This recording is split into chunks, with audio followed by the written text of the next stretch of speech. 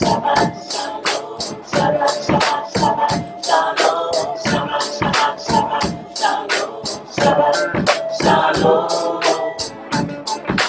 you listen to me real good. I've told you once, I said it 1,000 times. You get out of those pagan, satanic, religious, Christian churches. Christians do not follow the commandments of the Bible.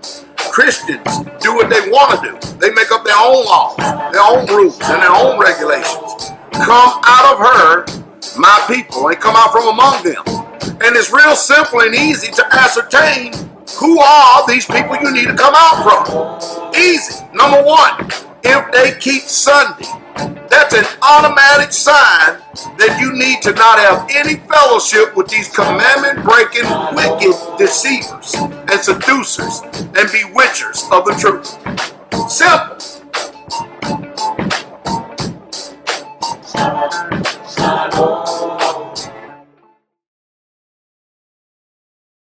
Hallelujah, hallelujah. Good morning, good evening, good afternoon, my brothers and sisters, friends, foes, those of you who love spying on our liberty because you ain't got nothing else better to do. Enemies, Shabbat Shalom. You know, it's one thing about this. The book says to us, woe unto you when men speak well of you. We got Elder Mitch in the house. Hallelujah. Elder Mitch. Hallelujah. Elder working Mitch. I told him, I did prepare him though. I did tell him years ago what was going to happen. Yes. Didn't I, Elder? Yes. Wasn't playing no games, was it? No. It's a lot different. I tell people all the time that what happens is you're going to get off the job to get on the job. That's true. Mm-hmm. And of course, you know, I remember years ago, Elder, I'm going to let you get a few words in here and talk to the send shout out. Hallelujah. But I remember years ago that people, this was their concept of community. Their concept of community was that we they said, what do y'all do all day? Y'all sit around and what is that? Oh no, you know better than that. No. They said, what do y'all do in community? Y'all sit around and have Bible studies and drink coffee and prayer meetings and all this stuff. I said, yeah, we have prayer meetings. Every individual has a prayer meeting. They meet in their own homes with the Most High Yah, and hopefully they doing it throughout the day and praying without ceasing as well. Yeah.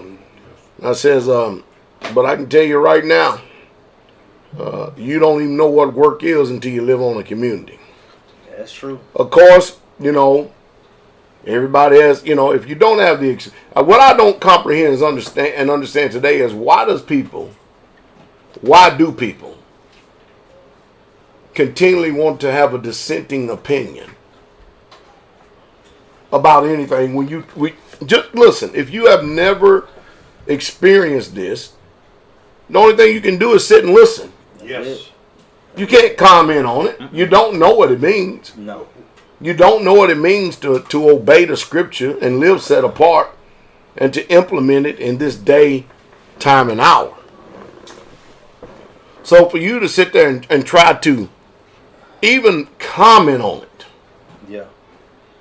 You know, the favorite word I always use is nonsensical. It don't make any sense, if you understand what I mean. Why do that? You understand what I mean? Oh, yeah. Why in the world do that? Because, I mean, anyway, I said it. If y'all hear me pretty good, give me a radio check up in here, all right? Y'all hear me pretty good, give me a radio check up in here. Appreciate each and every last one of you that are helping the work of the ministry. And I promise you, we're definitely, that's one thing, and I'm going to go ahead and give y'all the secret to Straitway. And the reason why our communities prosper so much. Y'all want to know? Come on. If y'all want to know, type in the number 2. 2. If you want to know, type in the number 2. I guarantee you your past ain't going to take us up on this one. Or your false prophet. You know what I mean? But this one ought to be something. All right, here it is. the way that Straitway and the communities get built is we make a very early sacrifice in each one of these places that are starting up. That sacrifice is that every penny, every nickel, every dime, quarter, dollar, Federal Reserve notes are all denominations. Oh. When it comes in, it all comes into one pot. Mm-hmm. And instead of taking that money and going out there and paying 5 mortgages, 7 rents. Yeah. You know, the majority of us live on one piece of land. We put all those resources together. Mm-hmm. And what we do is we start off by having everything common and in unity. That means when we go grocery shopping, we go grocery shopping for the whole community. Hallelujah. And when we sit down and eat at the table, we understand what it means to eat a sweet meal. Mm-hmm. Especially when you've been out and have your hands to the grindstone all day long. Mm-hmm. And because we're not receiving a paycheck, contrary to popular belief. Mm-hmm. I heard that Brian Coward is still out there trolling us too as well. You know what I mean? Gotta send you a shout out, enemy. Man. Love you to death. Still ain't gave up. Yeah, he ain't got nothing else better to do. Nope. Ain't nothing else to do. You know what I mean? His conscience is guilty. Mm. You know what I mean? And he's got to do something to try to appease it, and it still just ain't working. He's in personal conflict with himself and don't know how to resolve the issue. Neither here nor say, but didn't the Most High say he's going to turn you over to tormenting spirits? Yeah. And so he's being tormented. No peace. So he's got to watch us and can't do nothing else better. But he's got to watch us so he can fill up the measure of his cup. So we take all those resources, and instead of us receiving a paycheck, unlike your pastors, we put it into building materials. Mm-hmm. We buy things that would help us to build better. We build buildings so that and make room so that our Ishayas, our women, can school the children, have good cooking facilities, have the things that they need in order to be able to take care of us. Because a woman's job, a wife's job, a concubine's job in this ministry is the first thing she needs to do is when she wake up in the morning is meet the needs of her husband to make sure that she can get him along the way out of the house so he can go do his job and task so that she can go do her job and task. Hallelujah. And so we eat together, and that's the reason why restaurants and businesses make a lot of money, is because when they go out and buy food, they buy it in bulk. And then when we go out, they charge us, when we go to eat, you don't understand that there's included in the price, there's money to pay for the business, money to pay for the cook, money to pay for the transportation, money to pay for the meals, money to pay for the waitress. She gets a little bit plus tips, whatever they make. There's a lot of overhead. There's a lot of costs. And everything goes into the community. And because we do it that way, I don't live above the saints. None of the elders live above the saints. We don't run around being lords and overlords and all this old other stuff. Negative. We don't. We eat the same food they eat. Indeed.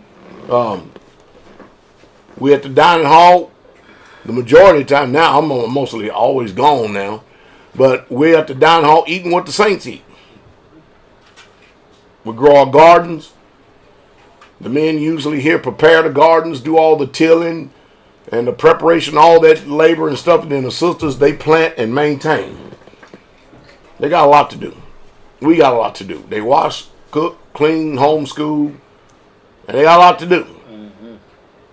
And because we're not receiving a paycheck, we can take those resources, stick it right back into the community, and that's why y'all see the ministries of Straitway prospering.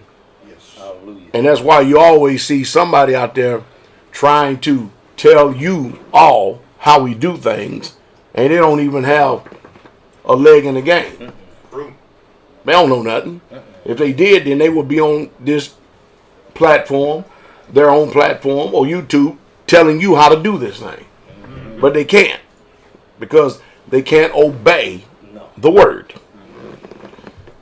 So I guarantee you, I mean, you think about what kind of abomination is that? All the money that Joel Osteen got. He's supposed to be allegedly preaching the message of Jesus Christ. Allegedly now. What kind of money he got? Do you imagine the kind of money that he has? Can you imagine him and Creflo Dollar and Benny Hinn? Can you imagine all of them standing up in front of the Most High? Let's put Joel Osteen, Creflo Dollar, and Benny Hinn on one side. And let's put Pastor Dowell, Elder Rufus, and Elder Mitch on the other side. Y'all hearing that, right? Yes, sir. These boogers got millions upon millions. Together, and put Kenneth Copeland in there, you got billions. Yes. And they are amassing billions for themselves. And with the little resources we've got, you think about it. You remember he said he's going to put the sheep on one side and the goats on the other. You're right. And so, can you imagine? Don't this sound like the story of rich man and Lazarus? Yeah. But see, when we have to give an account of our stewardship. Oh yeah. Yes. He gave us talents, gave them talents. What do you do? What did you do with the talents we gave you? True. And we can't sit up there and say we've amassed millions. Every home that we ever live in, we built it with our own hand, ourselves and the brethren. Yes. You understand me? Yes, sir. We come into this world with nothing. We're going to leave with nothing. Yeah, you're right. One thing's for sure, the rich and the poor, all of them inherit the grave. You got that right. Yes. I don't care how fancy the box is, you're still going in that dirt. You got that right. Ain't no gold line in that dirt, I'm telling you that right now. No. But can you imagine them trying to give an account, and then the Most High turns around and shows them our life? You follow me? With the saints. And here they are. They're going to show how many Lear jets they got. Yeah. Designer clothes. Think about that for a second. And got people in the congregation suffering, trying to be like them. Yes. Because they're false prophets and putting false witnesses. Just like a bunch of false prophets out there. You know what I mean? Yes. And they're waiting for their ship to come in. Their ship don't never come in. Ain't gonna never. Good ship Jesus still out at the ocean. Sure is. And here we are, food and raiment content. Building simple homes. Functional, nice. That's it. Families doing pretty good. Saints doing really good. And all we got is a whole lot of Yeshua and a whole lot of love and fellowship, but we ain't got no money. Yeah. But the money that we have, we put it right back into the work of the ministry. Sure do. I can only I'm gonna let your mind wander to the way that the Most High Yah would judge that. Yeah. Real talk. Yes. I guarantee they ain't got no saints living in them mansions. No. You think they could accommodate people with mansions? I'm pretty sure they can. They ain't gonna do it. Kabir's a millionaire. He's accommodating. He got you. You don't think the Most High Yah taking note of that? Yeah. Oh, yeah. Don't the book says of a truth? It's very hard for a rich man to enter into the kingdom of Yah. True. Think about that. You're right. And what is he doing? He got a 30,000 square foot home up there and he's housing saints. Full of saints. Even doing the same thing that Elder Mitch and Elder Rufus and all them doing. Starting businesses. Yeah. Got to. Growing. We can't sit up there and build a community where you working in Dollar General and Captain D's and Subway. We got to get out there and make Businesses. How many businesses we got in the ministry? I can't even count. Man, we got a lot of businesses in the ministry. Don't even try, Elder. Don't wreck your brain, man. I'm already up to 5. You see what I mean? Between 4 communities. Businesses. And then we have such a brotherhood. We travel around. Yeah. One community to another. Saints travel around. We do work with each other. Yep. And we've learned how to. And some of you think that you are A-okay. Yeah. I don't want to live there. It's too hot. What the hell make you think I want to live in Tennessee? I lived in the majority. I've been in a hell of a lot of parts of this world. In Tennessee, I could damn sure think of a better place to live than Tennessee. And mind you, I'm only 3-4 miles away from the border of Kentucky. Yep. Yes, indeed. But I damn sure ain't living in no Houston, Texas. It's hot down there. Blazing. Up here, see, here is like living in hell, but jumping out of hell into the proverbial frying pan in Houston, Texas. Blazing out there. And then those of you people are religious, you shamans, you Hindu Israelites, you reincarnation Israelites, you damn terrorist raghead wearing Israelites. Some of y'all heads out there with these dreadlocks y'all got, it looks like somebody done dipped y'all hair in the shit and it dried. Y'all look nasty and foul as hell. It sure ain't good for being tactical, I can promise you that. But man, I tell you what, you people out there, you are religious, man. Y'all got it down. And yet, you ain't doing nothing for the saints. So, Elder Mitch, you come off the job just to get on the job. Yeah, pretty much. That's what you did. Yeah. So, I it's going to be something to see. Because remember, the acid test is by their fruits. You shall know them. Clever old dollar fruit is he bought Tyler Perry's jet. Yeah. Kenneth Copeland he a billionaire minister. Can you imagine what I could do with $1 billion? For the saints. I promise you one thing, it won't be in my bank account. No. It won't. It will not be in my bank account. Satan, he will be begging for Jesus to come. Yep. If Pastor Dowell ever got $1 billion in his hand, he would actually go to the throne and ask the Father to end this right now. Because we would have a kingdom on this earth like you wouldn't believe. All praises to the Most High Yah. And the Most High would sit up there and watch his ass suffer. Yeah. Come on, Elder, speak to that, man. Hallelujah. Speak to that. Get out to work, get off the job to actually go to work. Hallelujah, yes, y'all. Yeah, I mean, real talk. I mean, I could talk all night on this, so I'm going to just do my best to summarize it. People that speak evil of this way, their mind has to change. Your mind is still in the gutter, still in the world. Me and my wife was actually talking about this not too long ago. Well, people's mindsets just truly hasn't changed, even if they own community. Man, right. We were hitting on what you was talking about. What's that? Weeks ago. You talk about people their own community, but their gift didn't make room for them because y'all was so new at doing community.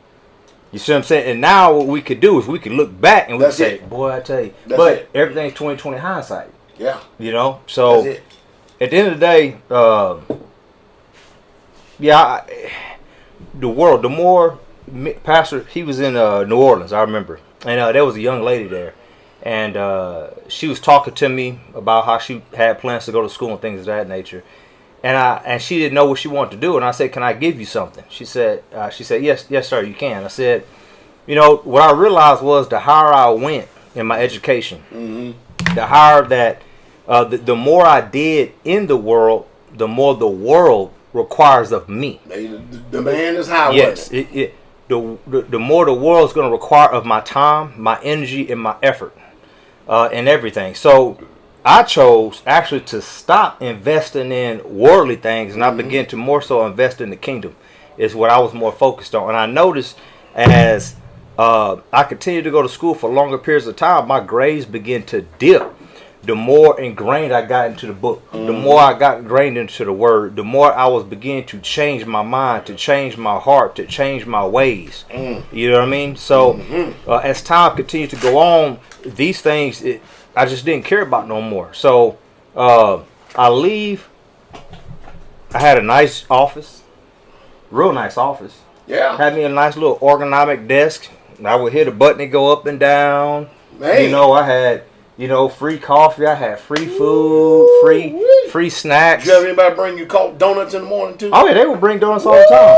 Look at here. The company would pay for all our trips. I had a fuel card.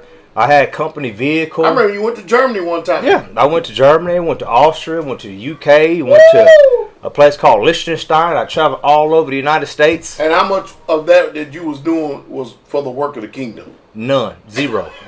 You see what I'm saying? Nothing. Zero.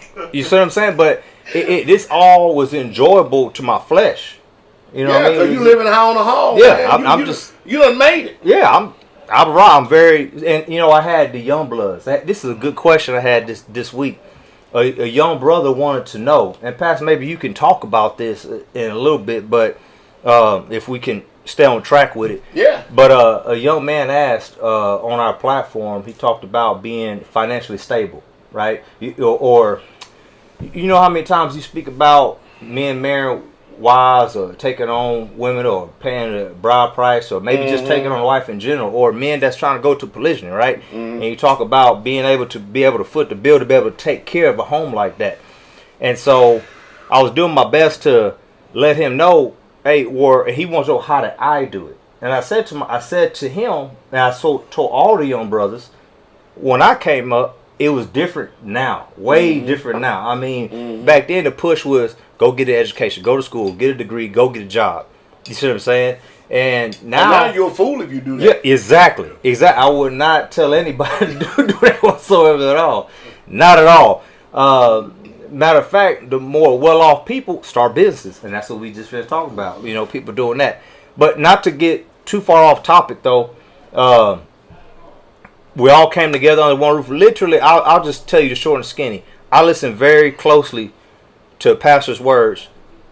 I listened to the message that's being brought forth behind the pulpit, but I really listened to the exhortation. I listened to after the message. I listened to in between the message when it may seem like for you all, he's going off, right? Because he's trying to keep y'all's attention. He has my attention the whole time. We got grown-ass men in this ministry that fall asleep during messages. At home fellowships. On communities. This is what we got. Book talk about the spirit of slumber, straight but up. then let you know, and then lets me know who they really are. I know. I see. And their motivation. Yeah. See, how you fall asleep when I'm preaching? Once again. Damn. You got men like me. We're up to I don't know how late on Friday night. I mean, we talking because we got to talk about things throughout the week. The men that we're speaking, we're talking, we're in the book, we're in the word. I'm speaking to them. You see what I'm saying? This is what is going on, and so I go to sleep late. But yet I can get up along with some of the other brethren with me, and we got no problems hearing this book, hearing this word. You see what I'm saying? But I'm listening very closely to what he's saying. All right? And none of it is boring to me. He don't need to wake me up. I'm engaged fully the whole time. But do you still hold your thought? Yes, sir. Wherever your treasure is, so you are. That's where your heart be also.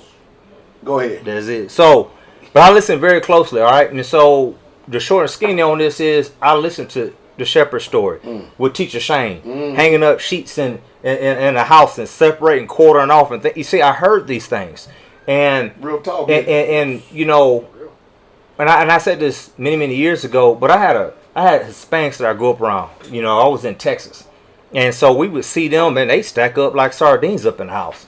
And they'd be bringing over brothers and sisters over the border, and they would just continue to expand and buy lands and buy cars and things like that. And I heard Pastor's story, and I said, ain't nothing stopping us from doing that. And it wasn't too long before, we began to pretty much mimic the same behavior. And for a long time, I used to always say this. I felt like, man, we moved too slow, or man, we moved too fast. Yeah. And the day I realized I did not move too fast or too slow was when I was with Michael Israel, and I was doing that interview with him, and I began to realize, and I began to break down the years, that we did things in. And we had to go through a trying time from 2011 to, I would say, 2013 or so, or 2014. We went through a trying time because we were all excited. Everybody was coming on in. It was every 6 day, every blog talk, pass it, taking calls, and we glory to the King, hallelujah. We up in the background, praising all this and that, right? Then all of a sudden, here comes the test. People begin to fall away.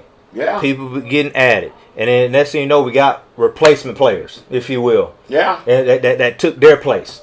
And then next thing you know, we're able to have a clear vision and move forward. And then we moved up, stacked up like sardines. And that was hard. That was difficult because now I'm learning to be a leader, but I'm living with people. It's different whenever I'm leaving my own little abode. Hey. I go on the job. But guess what? You now really truly know what David said in the scripture when he says iron sharpeneth iron. Oh yeah. Iron people don't know what iron sharpeneth iron. All they know is know how to praise Yah and separate. They don't know they don't know what the test is, man. Yeah. Go ahead. Oh no, it ain't no. Hands in the dirt. No, you don't get it. Come on. See, I've always been a really good leader in the world sense. I was a good supervisor. I was a good manager. I was a good superintendent. I was all these things I was really good at.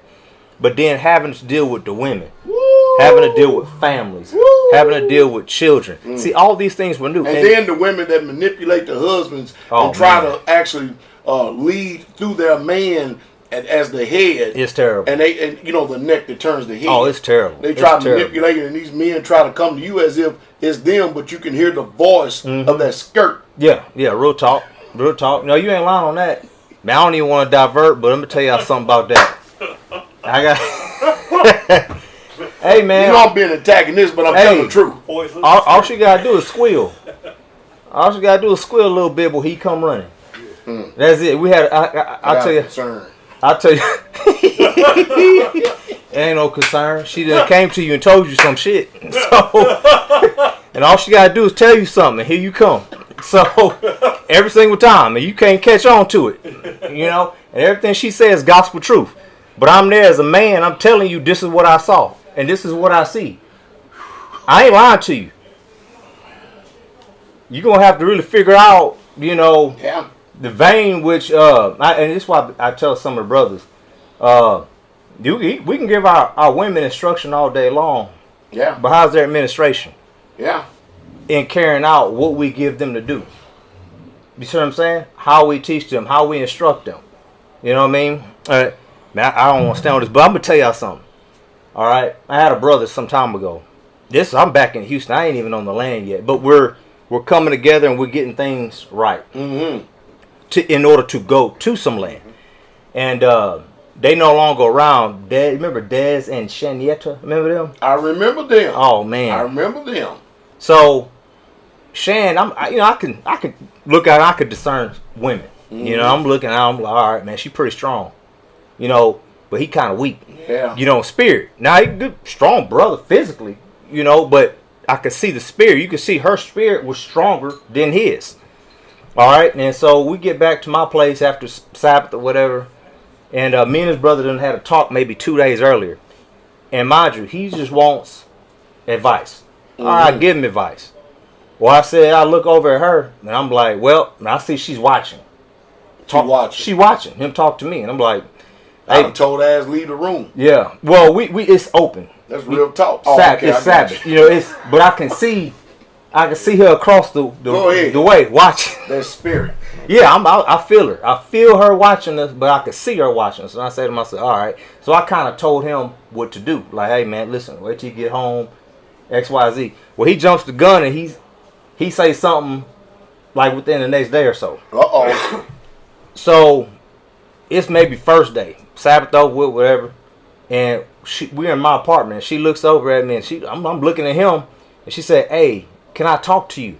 And I'm like, "Wait a minute. Can I talk to you?" Yeah, that's her husband right there. Her husband right there. But she wants to talk to you. She wants to have a word with me. Broke. Yeah, that's broke shit right there. But go ahead, there. That's dangerous. All right, boy. She want to have a word with me, and the brother said, I look over at the man. And he did like this, like go ahead. I'm like, all right. So my balcony's right here. So I make sure the blinds is open. I'm gonna go out. All right. So I'm gonna make sure you see this. So I go outside, and she literally said, I appreciate you for talking to my man. Basically, getting him right. Who the hell she think? Anyway, I'm gonna hold my result. Go ahead, Ellen. Thank you for talking to him. Thank you for instructing. Whatever. I can't remember. It's so long ago. But she was basically thanking me for going to him. And she said, I knew it wasn't him talking. I knew it was you. Boy, you starting something in here tonight, boy. This is above their pay grade. Hey, right here, man. He don't talk like that. Hey, man. Hey. I don't know. That's rough. She said he don't talk like that. So she knew. Like you damn astro projecting. Yeah. He don't talk like that. You know what I mean? She familiar with that. Yeah. So anyway, I'm gonna leave that story alone. But part of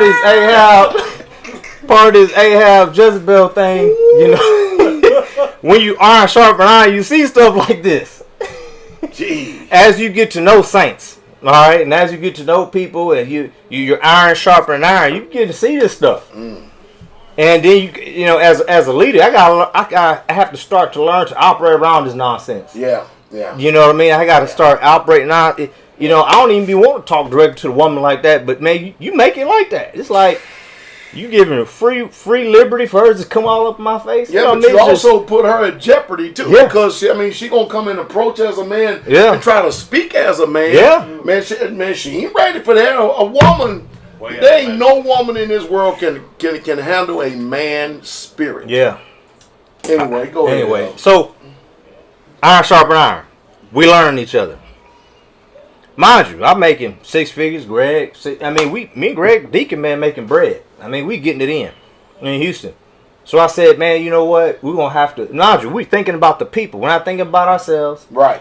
We go out there. We sacrifice time, energy, and effort. We're tenting out. It's cold. It's rainy. And we camping out every single night. Waking up early in the morning, looking for land. Hardly eating breakfast, and we're walking 80 acres. We're walking 150 acres, 185, whatever. Like y'all chewing the same dirt I chew. Yeah, I mean, it was day in, day out, getting it in, and we saved over 6 figures in 10 months. Just boom, just getting after it. And sometimes I wish we would have kept saving more. Yeah. You know, when I look 2020 hindsight, that's water, isn't it? Oh, this is all the stuff I give to Ron and Steve. They be eating it up. But I tell them to keep going. They just laugh at me. They wise. Man, they laughing at me is what they doing. You saw the video I made with them? I've seen some of it. They always coming up there, but this is the stuff they eat up. But they're wise though. Yeah, they should. They wise young men because they're paying attention to the people who have been there and done that. And not trying to reinvent the wheel. And not only that, I told them. They know that there ain't nothing new under the sun. Yeah. And you have the experience. Yeah, straight up. And so, mind you, so when people lived with me, Greg Deacon, what we did is we took all our resources and the brothers that gave money. In each home, we had like 3-4 different homes. They all gave the money to each one of us. The brothers, if the funds found its way to my hands, like the book say in the book of Acts 2:4. No one called which they possessed their own. You know, any item. You see what I'm saying? Everything belonged to all. And we saved up all this money, started looking for land. I'm telling you, we had to sacrifice a lot of time, energy, and effort looking for these lands. Finally found it. The very next year, we were able to put Deacon on it. Right? And you mean tell me, come on, you the head of the community, you didn't move on there? I should have. I mean. But no, I moved another man there, another faithful brother there. Faithful brother. Very faithful. Deacon Gorman and his wife, his family, they've always been very hard workers. They've always been very hard workers. They're laborers is what they are. Let's just go ahead and tell the truth. Listen, people, listen real close. Because we have faithful brothers and their families with us and stuff, we all still got to go through the grind. I mean, everything ain't always hunky-dory and peaches. It ain't always peaches and cream, man. We got to deal with correction, rebuke, instruction, frustrations, and we got to grow in this. Yeah. And not only that, we've had to have very uncomfortable conversations. Yeah. However, it ain't uncomfortable no more. We just talk now. Because we became family. You know the reason why? Because you know that y'all not out to destroy each other. And we have one goal. One goal. Exactly. We're trying to get to an expected end. Period. Nothing to do with personal. Nope. There's nothing personal. No. It's all business and kingdom business. That's it. Vision. And we're trying to get this thing done. So we can't get it done if it's going to be a hindrance in the spirit here, here, and here. Exactly. We have to address this. Yes, we do. And so now we just speak as family. But every single person on the land that I live with, we've had uncomfortable conversations, but now it's no longer uncomfortable. We literally just speak now, and we get over it in 5 minutes, and we just back to saying, hey, man, brother, you going to roll me on the backside right now? We're about to go. You don't sit up there and fester in that shit. No, Talk about, man, let this stuff grow like cancer. So, man, we got business to do. Exactly. And so, go ahead, Elder. It's good. You doing good. Yeah, but to fast forward, we moved Deacon out there, right? And mind you, me, Greg, we're still back getting it in along with the other brethren.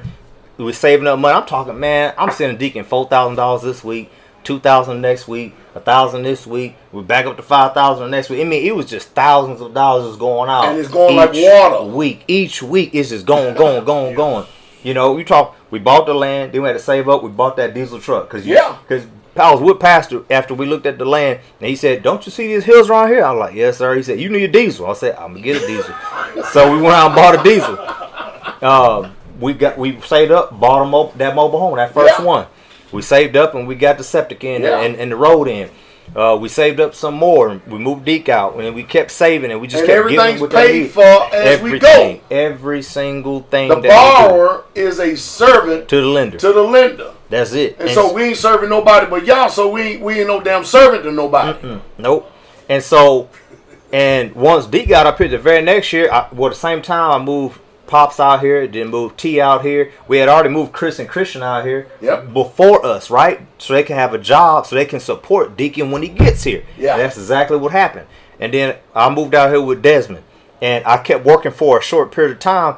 But then what you begin to see is now elders there on the land. Now the vision can truly go forth. All right, even though I had a man there to get it in, now I'm there. Now we're able to push forward, not as an iron sharper iron. So, because I got to figure out the area. I got to get to know the people. I got to get to know where we get certain things from, who to make friends with. Do y'all do the same thing we do? What's that? I'm sure y'all do it. But I'm just going to go ahead and put this in there because we're on this broadcast. You still got your thought, right? Yeah.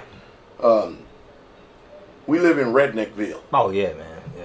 And so we use our pale faces around here to get things done. Yeah. We had to early on and stuff, too. Yeah. And that's why Deacon was the first one. He know it. We had the neighbor come down the hill. He's a cattle farmer or whatever, but he got a lot of money. And he lost his dog or whatever. So he comes down looking for his dog. He sees me and him have a conversation. He leaves. He comes back later on. We tell him his dog's down. He comes pick his dog up. I'm over here trying to talk to the guy, engage in conversation. My Deke ain't really saying much to him. He says, yeah, come see me sometime. And he drove off, and Deke said, and I'm looking at him, and I said, you ain't talking to me? He said, I know. Yeah. Go see him sometime. Deke clearly knows that he's speaking to him. Shoot, man. Me and Elder Doug had some conversation and stuff like that. It's crazy because, when we would do stuff like that, I would take the back seat. Yeah. You know what I mean? And then let Elder Doug control the conversation. Mm-hmm. I'm serious. No, we tried to do the same thing. we tried. That was just a feel out. Yeah. And then it was okay. We see what it is. So now I told Daniel he need a pale face. I told him you need a pale man. Daniel, I said, you need a pale face, man. Yeah, he probably need two or something. You know what I mean? But you got too many Negroes. Yeah, too many. Y'all need some color, not no Milky Ways. Y'all darknesses. Need some color. Them some darknesses up there. Y'all need some non-color. Yeah, straight up. Them some midnight. Some black brothers. Yeah. Straight up. So they got Frogman. Redneckville too. Frogman, man. That's a black man. That's it. Man. I know, but he's still. Everybody can see him. He a black man. He ain't passing for no damn. No. I'm not saying that. That's what I'm saying. You need a white boy, a white man, a white woman. You need a white family up there for wisdom. Yeah, straight up. Because they look right past that nonsense. If you send them. Oh yeah. But anyway, so we up there, and now I'm able to kind of really figure things out in the direction. I'm trying to figure out the direction we're gonna go. And so now you talking about me and Deke. That first year I was out there building, man. There's a lot of work that went in. You gotta understand, we didn't have backhoes. I had the backhoe right here. You can say that. Me, you can hit us too, man. Yeah. This is. You can hit us too. That's the backhoe. You see what I'm saying? So you talking about putting in all these fence posts, putting in these gates. You talk about digging trenches, setting up raised bed gardens. You talking about doing extension, finishing up the shed, all that stuff. I mean, man, we was getting after it, man. Straight up, we was getting after it. Without a vision, of people perish. Straight up, and so me and Deacon sun up to sun down. You feel me? That sounds just like us, don't sun up to sun. I'm talking. I mean, you know, Teacher Shane them would get off and work. I remember they wouldn't even eat their dinner. We got a few brothers like this. Man, they would get off and work. Man, they'd be sitting there and they would go change their work clothes, get in their work clothes for the land. And they wouldn't eat many times till like 8, 9 o'clock at night. We got a few brothers like that. Not all our brothers are that way. And you know what pisses me off more than anything? Like the people that's young, the people that's just coming into this. Oh yeah. And you can tell them this, but they don't have. I'm gonna use this phrase right here. No respect. Yeah. For the offering. Yeah. Real because talk. they damn spoiled and shit. That's why we need to stay in their ass. You're right. You're right. And I like when you said, "Don't take away all the work." You know what I mean? Don't take the work out of everything. There you go. We had a tractor. We got a tractor on the land. That's a good one too. You seen that tractor? Yeah, nice tractor. We had the brothers dig a 6-foot hole maybe 2 weeks ago for the outhouse. Hey, we got a job for y'all. Had 4 of them over. They taking turns, digging bars, everything. Shovels, they up in there. But they got it done though. And guess what? I told them, I said, hey, we're gonna get it well done. And the guy said we gotta have it 100 feet from the septic, so that's gonna have to move. So we're gonna fill that back in. There you go. And guess what's gonna happen? They're gonna do it by hand. There you go. You trying to. They're gonna do it by hand. They're gonna do it by hand. That tractor gonna say it's parked up. That's what's gonna happen. And they're gonna fill it back in. Then they're gonna move it by hand. That's right. So real talk. There's something to that. So I'm getting something. Yeah. Oh yeah. I'm getting something. Believe it. That's something, Speed. Yes, all right. So me and Dick, the first year we was sun up to sundown. The hardest thing I done on that land that first year was hanging drywall on the ceiling. And me and him worked all day. I honestly just limped. I mean, Deke, the last sheet we got to, man, he threw that thing on me, man. I'm just like, man, you all right? And I kind of looked back. I mean, it was so bad. I had a screw in my mouth, and I kind of threw my arm up like this, and I kind of threw it up there, and I got that last screw, and I'm like, we done. Yeah. I mean, but the fence takes the cake, the gate. Oh, yeah. The post, dirt work. Now, we dirt workers. But the idea is we're carving out a living, and we have a vision, and we got an expected end. We know we got more people coming. And so it's not about me. It's not about just my family. It's not about just Deacon's family. It's not just about Desmond or Terrence. We're focusing on all the other families. Is what we're looking at. And the generations that's coming behind us. Because I promise you one thing. The work, pretty much the infrastructure and the work is going to be done. But our children is not going to grow up spoiled as shit. No. They're going to get their ass dirty too. They're going to get out there in this dirt. They're going to learn from a very young age. Duty and responsibility, honor and strength. They're going to learn all of that. I promise you they will. Because the stuff ain't going to be handed over to them without responsibility. And then we're going to watch them and discern their character. That's it. To see who's coming up next, who's going to be the next leader. Responsible. There you go. Yeah, because right now we got all these young little boys we got right now. They be out there while we working. They be playing in the dirt. Y'all see our videos. They be out there with concrete trucks. But that's what they want to do. They be sitting there, be wanting to be chomping at the bit. Yeah. They want to help. We get them little shovels. We get them little scoopers and stuff, and they be out there all up in the dirt and everything. Jonathan, he yells at me all the time. Bobby! I'm like, what? I want to work. Yeah. That's exactly what he say. I want to work. That's right, man. I'm all right, man. So I just find something to do. I take some scrap wood, I screw it into the floor, and I start some nails for him. Go ahead. And I give him a hammer. I say, knock all these nails in. I walk away. Every one of them. And he be over there wearing himself out, just getting it done. I say, just take a break if you get tired. He don't take no breaks. He just switch arms. Good job, Elder. He switch arms. He switch arms. He goes to the other one. I'm just like, I just look at him like. A lot of people, they hold these babies back, man, because they want to treat them as babies. And you got to keep up with their mind. You got to keep up with their attention. You got to keep up with what they are learning. Yep, and they pick up real quick. So I put them in the tractor with me. I put them on my lap when I'm working the backhoe. When I'm driving around. And he watching everything. Yeah, and I put him in there, and he grabbed the controls. And it's like, bro, you gonna mess me up right here. I'm getting to the corner. And I'm like, you got to get off here. If I'm going in the line, it's all right. I'm digging a trench. I'm good. Get to the corner, you got to get off. There you go. Stuff like that. So it's iron sharpen iron. It's teaching the young ones. It's the work ethic. And we're not living right now. We're at a very pivotal time in our community because right now we're at a spot where we're truly trying to spread out. You want to hear something? Yes, sir. you know that his car already, he's 13 months old. He know how to start a vehicle and stop it. Hallelujah. And he know how to put it in gear. That's what's up. I kid you. All from just sitting on the lap and just watching. I'm telling you, I'm not kidding. You ask anybody. I'm sure. Ask anybody in the family. He looks at, he can't talk yet. You know what I mean? But he knows how to start. He started the vehicle when we went to music practice. Every day watching. Yeah. Go ahead, El. Yes, sir. But so all these things we're doing, right? And so now we just got, I got a video coming. I got the band back together because Brother Greg and them finally moved up here. So 2015, we all started living together. Saved up all that money. We bought land in 2016. And then 2017, we had boots on the ground with Deke. And then 2018, I got up here. 2019, I started a trucking business. Yep. All right. And mind you, just rolling. Did I want to start a trucking business? Hell to the no. I didn't want to start a trucking business. Trucking business. But you heard me. Yes. Yes. But I know this. I know that there's no way I can make the amount of money that I made in Houston, Texas, out here in the country. Ain't no way. Can't do it. So I need something to replace that income. Yeah. And so I literally removed myself off the community. And let me say something for a second. And then we got faithful brothers like Josiah, Elliot, and Jetman, them brothers. Kenny, they are Eric. Kenny. What everybody don't see is the brothers that's behind the scene. You see us on videos. Oh, yeah. But you don't see them brothers behind the scene grinding. Come on. Night and day. Mm-hmm. I mean, driving them rigs, them big old 18-wheelers, up and down road thousands of miles. Yeah. Turning in paychecks and everything and stuff in order to keep this, because we're joined together in one heart. One body. One mind. Yes. One soul and one spirit. Period. I mean, man, they without us. Yes. Could not be made perfect. That's right. We don't do this by ourselves. But y'all just see us, but somebody got to be the front man where you see everything. But man, there's some unsung heroes. Yeah, they are. And if I can use that. No, phrase. I'm getting to that too. They there. Yeah, because he made the statement of getting CDL, but I ain't care about getting no damn CDL, so I ain't getting one, but I got one now.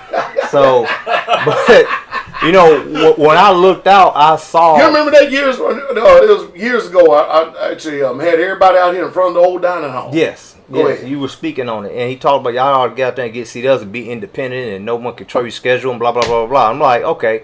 So I'm thinking like, yeah, I hear you, but it can't. However, yeah, not me. Hell no, not me, because I got a nice career. So, but the idea is you have we have to do a business. I took it further because I thought about it. Just getting the CDL is not going to do it. You get a CDL, but really what Pastor meant to say was y'all need to be owner operators. There you go. You know, because the owner operator, you are your business, right? Because you work for yourself. So I said, well, because we're a community, we could just start a small trucking company. And that's exactly what we did. So I did that in 2019. And I was literally gone from the community. So the community really didn't. The only thing we did in 2019 was, I think Deacon just kind of was the handyman of the community. He made sure it functioned right, but I was hardly ever there. I was hardly on the community ever. I was out driving trucks. I was out dispatching. I was out building the business up is what I was doing. And I was taking my lumps and learning and taking lessons, or what you would call losses. But it was iron sharpen iron for me, even in that. But it took a lot of time, energy, and effort. So I can't put up with a lot of bitching, murmuring, and complaining from brothers. I just can't do it because you're very short-minded. And I talked to the young bloods about this. You don't got no foresight if you can't see what it's going to take in the short term. You can't be short-sighted with this. You got to be able to see the vision in the distance. I mean, look at you, Teacher Shane. All these years you worked at Walmart, but now look at you. You ain't even working there no more. Now you're really, truly enjoying the benefits of all the labors. Yes. Through all these years, you're here. Elder Rufus just talked about you having a rekindling, a new fire about yourself. And I told her, I bet it got something to do with him being off that damn job. You better believe it. You see what I'm saying? So, man, bro, Shane been fixing every damn thing around here. Man, I'm telling you, you know what's the sad part about it is because, bro, Shane been with me from the very beginning, right? And it's disheartening for him to have to come here and to see all this. We got good equipment. I know you do. He rebuked. I told you. I saw him rebuking brothers. I saw him rebuking. He needed rebuking. He was staying their ass. I keep telling. How many times I tell you after you get friends rebuking? Even though I don't even know you, I said just give me some names. Yeah.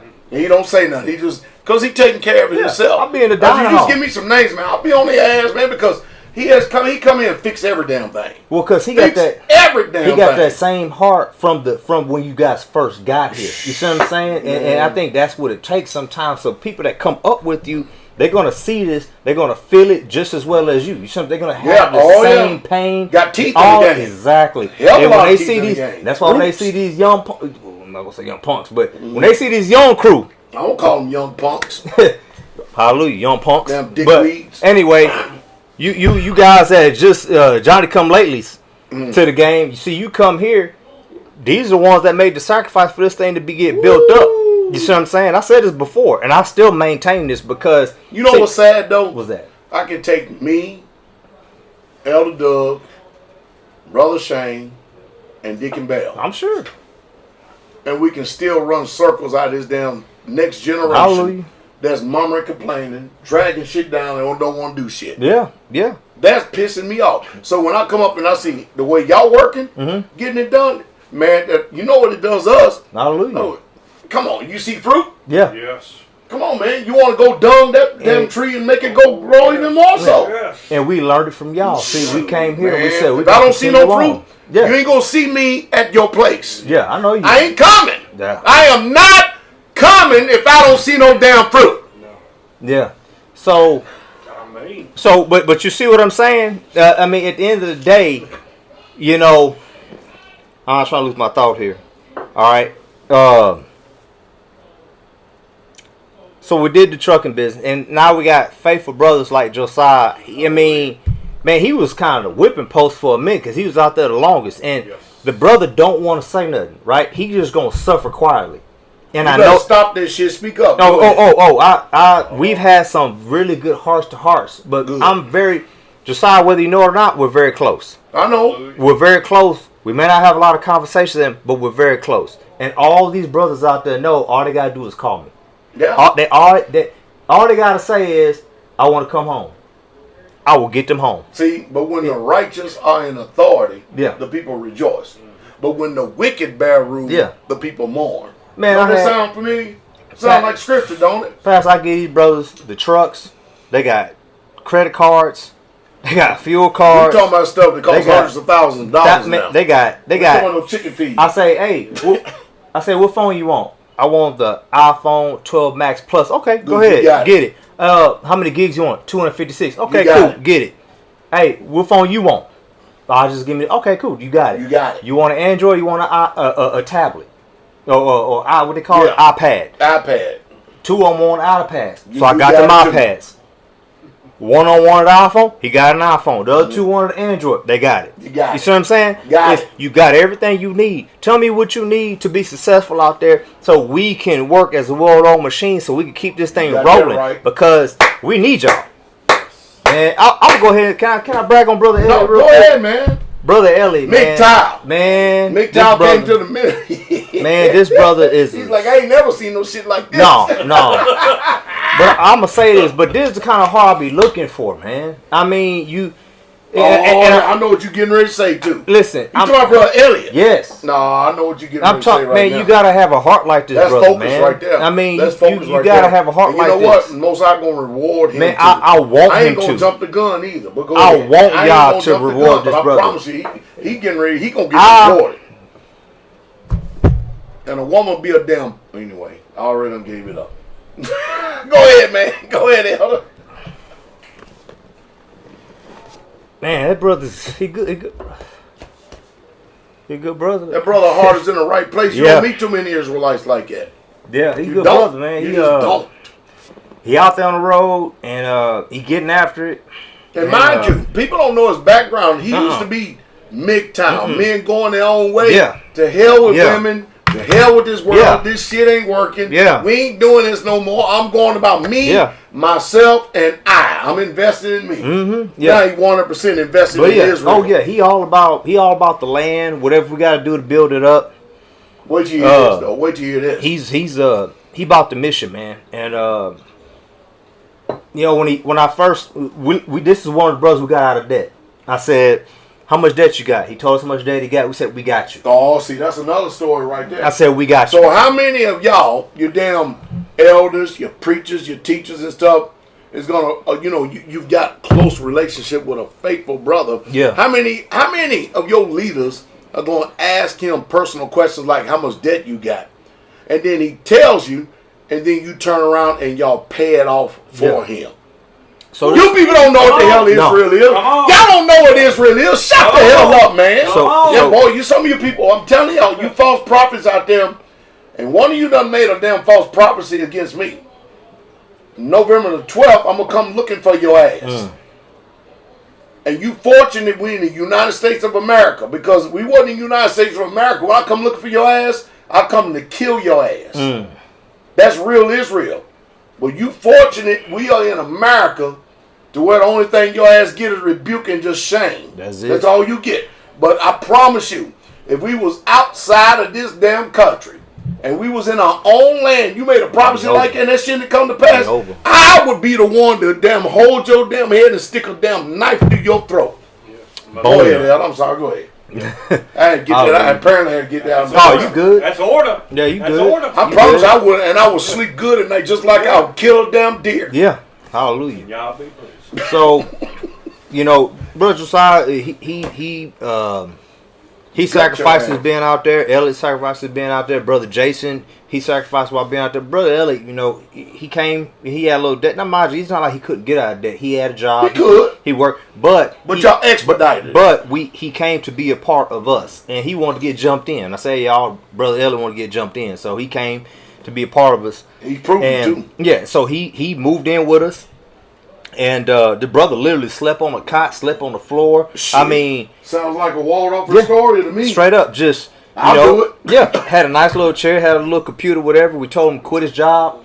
I said, so for the next 6 months, what you gonna do is, I said, stop. So I let him hold back. I said, hey man, hold back the funds. It ain't no different than if he gave it all, right? And I gave it right back. So instead, I said, listen, when you get paid, I just want you to pay these 2 bills, and then I want you to give the rest. Because what we're going to do is we need to say we had something to save money for. We're trying to do something on the community at the time.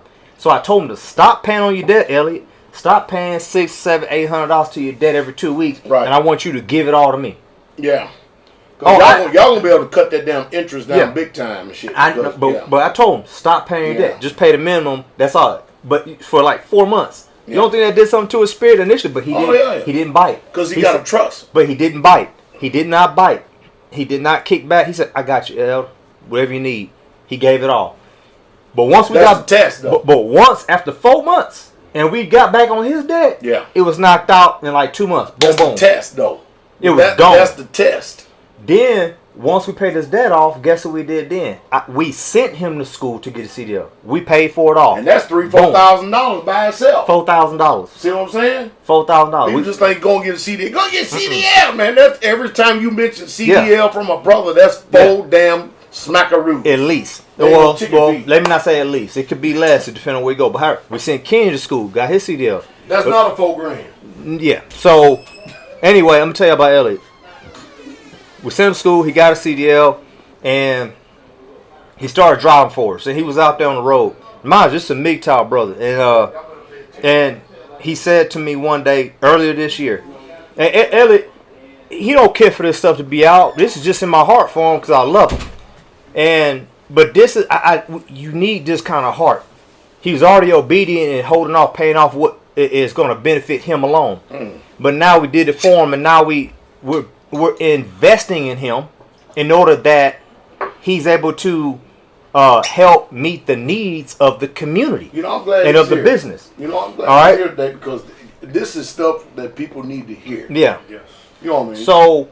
So now he's working all this time. Mind you, MGTOW brother, he's content. He don't ask for much. He's out there. He saves money. He survives on very little. And he even saves the money that he even get. Exactly. He saves the money that he even gets. That's discipline. Yes. And now, so it's earlier this year. He called me up, and we some just of you assholes been out there. I done spent all my. I need some more money. I need this, and I'm asking for everything, and I want more. You damn greedy ass. Short. Let me stop. Can't. No foresight. I'm sorry. So anyway, so the brother hits me up. And I called him. I can't remember. But he said, it's time. And I'm like, huh? He said, yeah, I think it's time for the shot. Mm-hmm. So a MGTOW brother didn't want nothing to do with women. Now he's all caught up in Israel doing his thing with us and helping benefit the assembly. Now he says it's time for. I said, all right, cool, brother. Now mind, this is years of sacrifice, years of service, years of commitment, years of dedication. Years, not even concerned. And this brother ain't no spring chicken. No. He's in his late 30s. He's 35, 34, 35. So late 30s. Yeah, mid-30s. Mid-30s. So damn, I remember that age. You remember so that he age? said, it's time. I said, all right, fine. And I said, I got 20 you. years ago for me, man. Now, mind you, I don't know how many other brothers do this. He ain't looking. No, he ain't looking. He waiting for us. Exactly. He, whatever you see because fit. A woman, and I'm going to say this too, a woman, when he says it's time. But the problem is this, is finding a woman that is worthy of him, of that kind of man. Yes. I don't meet too many. Most women in this generation are pieces of shit. They trash. You're right. No, serious. No, you're right. The only way, I'm serious, even at that, even if you get a virgin, it's still dismal. Yeah. It's still dismal, man. I mean, I'm not saying she has to be a virgin. I'm just saying, if a woman gets that kind of man, damn, I follow you. We gotta vet her. But let me show you this. But let me show you this. He waiting on. He said, man, whatever's out there, man, look out for me. Got you.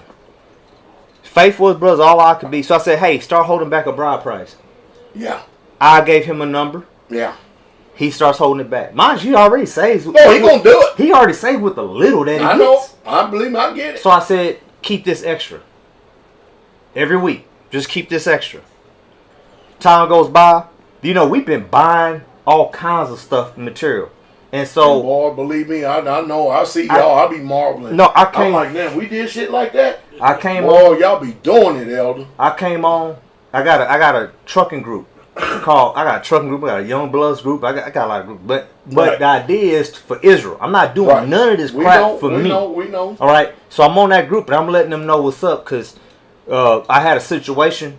One's drops, but not only that, I had a situation where Brother Ruben had sent me an email. So I was trying to talk about this situation, and this brother heard it. Mind you, other people, I gotta be, as a pastor, you gotta be people's therapist and stuff, right? You gotta be a psychiatrist. Y'all need to send me some old dang offering. No, but you gotta be therapist. I need a sin offering. No. But you're right. All the elders, all the leaders gotta be therapists, psychiatrists, and all this kind of stuff. And we got no degrees, but damn. But we look out and we see how jacked up you are, and we gotta maybe come by and see how you doing. We gotta put our arm around you. We need to call you over to have just a talk with you. Yeah, we need to be giving Elder Doug $500 an hour. That's what I'm saying. So I mean, but I'm getting to something with this brother though. We gotta reach out and see how you doing, cause we can detect. We discern all these things, and we gotta do all. I don't never reach out to Elliot. I never call him. You ain't got to. The thought enters my mind that damn, I need to call Elliot. You ain't got to. It's been a while. That brother responsible. You know how to manage. I just want, and he manages spirit. Yeah, very spiritual brother. And then I say that brother was serious from day one. Yeah, but I said I need to call this man. I need to call this brother because I just want to call him because he's been out there working hard for us. But I get no issues with him. Right? Brother Elliot ain't got no entitlement mentality, though. No. He don't have that. No. So, we just happen to be on the phone, right? Again, this is recent. I made them videos on our platform. He literally called me up. He been saving for a bride price for, I don't know, a couple of months, maybe 2-3 months. I'll tell you exactly what. I know what he did. Go ahead. He said. Yeah. He said, Elder, I see what you're doing. And I see the community need. Hey man, if you need this bride price money I've been saving, I'll give it all to you right now. You see what I'm saying? It's not about the money per se. It's the heart that he has that he's willing to do. Well, I'm gonna say something right now. My own self. And because of the heart that he has, I want it for him even the more so. I want his heart desire for him even the more so because there's some men and some women out there. All they will do is want. And they don't look at anyone's plight but themselves. That's it. They're selfish. They're not unselfish. They just selfish. It's all about themselves. But this brother right here, I just had to say that because part of building a community is you need good-hearted people like that. Elliot, I'm going to tell you right now, brother. The ministry is Straitway. Automatically. You've got $10,000. Gold, silver, or cash. And you can build on that for yourself, for your bride price. There you go. So you heard it, Elliot. You've got it. Record it, write it down, whatever. It's good. You can take it to the bank. I guarantee it's gold with us. $10,000. We gave our word. That's it. It's set. So, hallelujah. You got 10 grand. But just with us, just with the ministry in itself. So, once again, and I mean, y'all can hear with me, man. I just love the brother, man. I want the world for him. See what I'm saying? I want to do for him. What can I do for you, bro? You out there getting it. And I was just on the phone with Josiah this week. I said, what can I do to make things better for you? He told me there's nothing more that I can do. All right, but I got something I can make some stuff better for Josiah. Okay, I do. All right, well, come talk to me, Josiah. I'll help you out. All right, you ain't gonna like it, but I'll help you out, and I love you to death. That brother got good character, man. I love that brother. Yeah, but so I probably ain't even said not even a paragraph to him after all these years. Mm-hmm. He's a damn good brother. Yeah, damn good brother. Yeah. Yeah. So I'm gonna tell you one thing. I don't play my foot off in your ass, Josiah. I promise you that. Hallelujah. In a good way. Glory to the King. That I promise you. So now, like I said, so we built the truck biz 2019. I'm still on the story. I just had to take a detour because of the brothers we got in it. And my loud mouth running. Hallelujah. But at the end of the day, we did that. And these are the type of character. If I could have 10, listen, I'll be honest, I'm comfortable with getting 10 more trucks if we got 10 more Elliots. That's what I'm saying. If I got 10 more of me. You can turn around and you can make a hell of a lot more with less people than you can with 100 damn people. You need a heart like that. Man. You need grit like what he got. Elliot, we got you. You hear what I'm saying? We got you. You need the mindset and the heart that this young brother got. The problem is, who in the hell you going to find that's a Judith in this generation that's going to be ready for a brother like that? Yeah. Because you know the brother's going to take care of responsibility. Yeah. Go ahead, Elliot. Yeah. So, hallelujah. So, this is community, though. You see, so you got men set up to have hearts for you men. The ones that are under you. You know, I have hearts. I have hearts. I have a heart for the men that are under me. And I see their grit. I see their work ethic. And their labor of love. I see their labor of love. I see their pride. I see their jealousy. I see it. You know, you see all this stuff. You see when they got problems. You see when they don't have problems. You see who comes to you. You see who don't come to you. You watch these assholes jump the gun. Yeah, you see everybody else got to go sow their damn oaks and stuff. But you watch these people and patient. And you see these wicked sisters. You see it all. You see this stuff. You see these wicked ass women. But you see all these wicked sisters under you. You see a righteous sister under you. You see these. You see it all. And this is the iron sharper iron in a community. You follow what I'm saying? Mm-hmm. And so we did the company in 2019. All we did on the land in 2019 was build a deck that everybody congregates. Say it reminds me of Straitway. Y'all had was a dining hall. Well, guess what? Everybody was in the dining hall. And I'm pretty sure. Oh, y'all did the pavilion. Everybody's in the pavilion. You did the deck. Everybody on the deck. It just kind of gets people they congregate to the new thing. So all we did in that year was a deck. 2020, we started building again later in the year, and we're literally the only other community. Georgia's the other one now, but we're the only ones that dug a trench, poured footers, did a foundation, and laid block buildings. We're literally the only other community that done that, and Georgia was the one to do it this year. But the idea is that I watched and I do. That's it. I don't have to recreate the wheel or anything like that. All I'm going to do is take away that which is good that I see that can apply to us. And we're young men that can get it done. So when Pastor talks about him and Teacher Shane and Elder Becker and Deacon Bell, see, I can say the same thing about myself, Greg, Deacon Gormy. Oh, yeah, Deacon Gorman and Bro Rich is up here as well. But I can say the same thing with me, Greg, Deacon, T, and Dez. And I can say that because these men... You got a nucleus. Yeah, well, us Fab Five right there... We was all in the same room the day that I said, "Hey man, we made a mistake by purchasing that 20 acres in Oklahoma." Yeah, and I said, ain't no big deal. I'm about to live put, and let learn. Yeah, I said I'm about to put that. Y'all knows I let that go too. Yeah, I remember. Well, I remember. I did let that go ahead. Yeah, well, you kind of just let us do it because I was I'm trying to just get something going. I'm trying to do something. You see what I mean? And Pastor he don't overlord no one. He don't micromanage. So he didn't say nothing to me. Just all right, great. A lot of wisdom now because let me say this. A lot of times there's no wisdom and experience like experience. Yeah, real talk. I can talk to you all day long. Y'all got these analytical minds. Y'all smart. Y'all a hell of a lot smarter than I am. You understand what I mean? I just have wisdom. You understand what I mean? And I mean, when people are ambitious, rambunctious. I was ambitious. I was ambitious. All of that stuff, man. You can only say so much, go so far. So you have to let people and be willing for people to get their stripes. He let me get a stripe. He let us get a and big it's stripe. painful for me, too, because we have to sit and endure and watch it because we're wasting time. Yeah. But we're not wasting time. Yeah. So we did that, and these 4 men were in a room the day that I said, but mind you, as a head of an assembly, I was willing to say, "Hey, y'all, I made a bad call."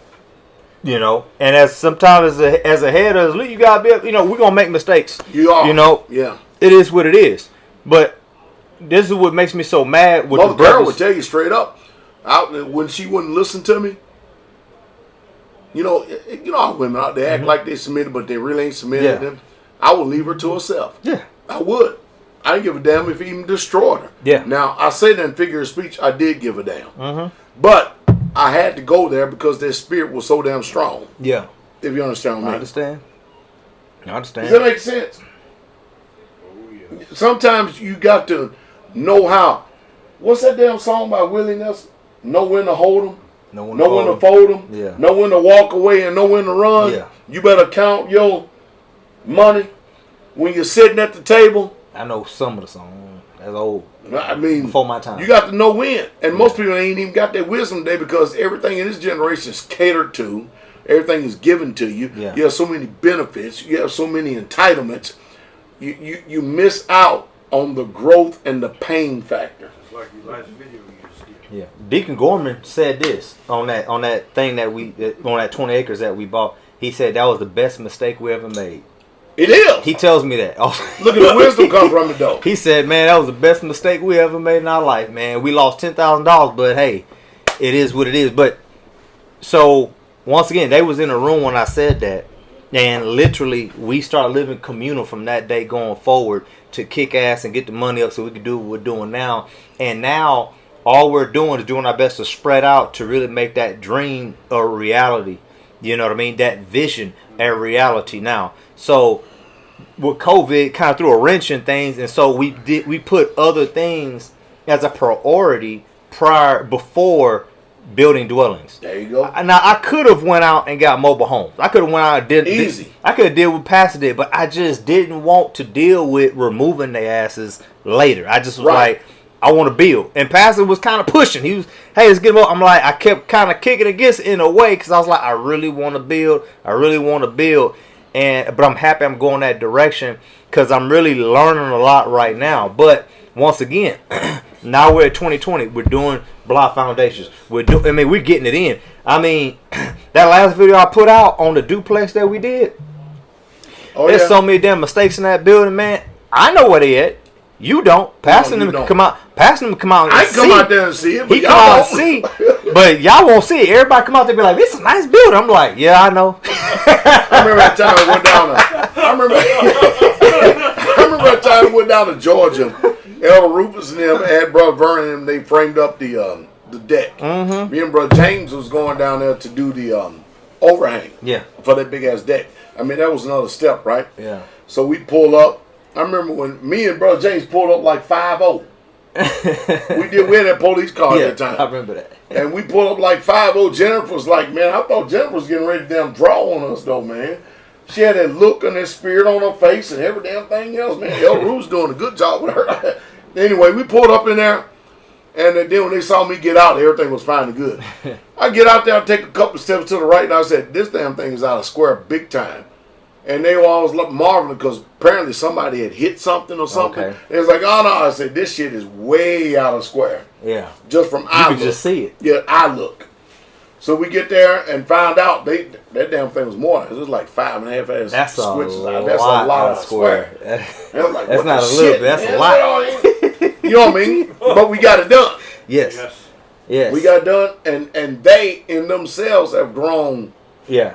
Even more so. Yes. So when y'all watch these brothers, man, making a sacrifice, going from one community to the next community, helping get it built and stuff, this is in our heart. It pays off. It does. This is what the book says. You're a benefit to that community, but you're also benefiting yourself from being out there and putting hand to plow and getting your hands dirty, because this is wisdom that you can take with yourself for whenever you get your land. And this is why Ron and Steve and them, they always come out, because they always come here, as you see, during chicken butchering and things of that nature, but they're always coming out there because they know on the 21st we're building trusses.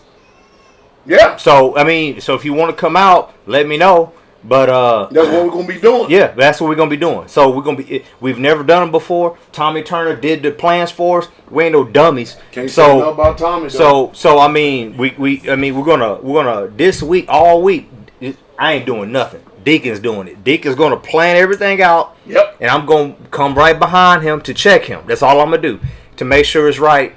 We already bought all the wood, and once we do one template, we know what we need to do. You guys get there on the 21st. All we're going to do is slap it together and go stack them outside. And then we're going to order the boom that same week, and we're going to throw them up. That's exactly what we're going to do. We got all the sheathing. We got all the felt for it. Only thing we're missing is the tin.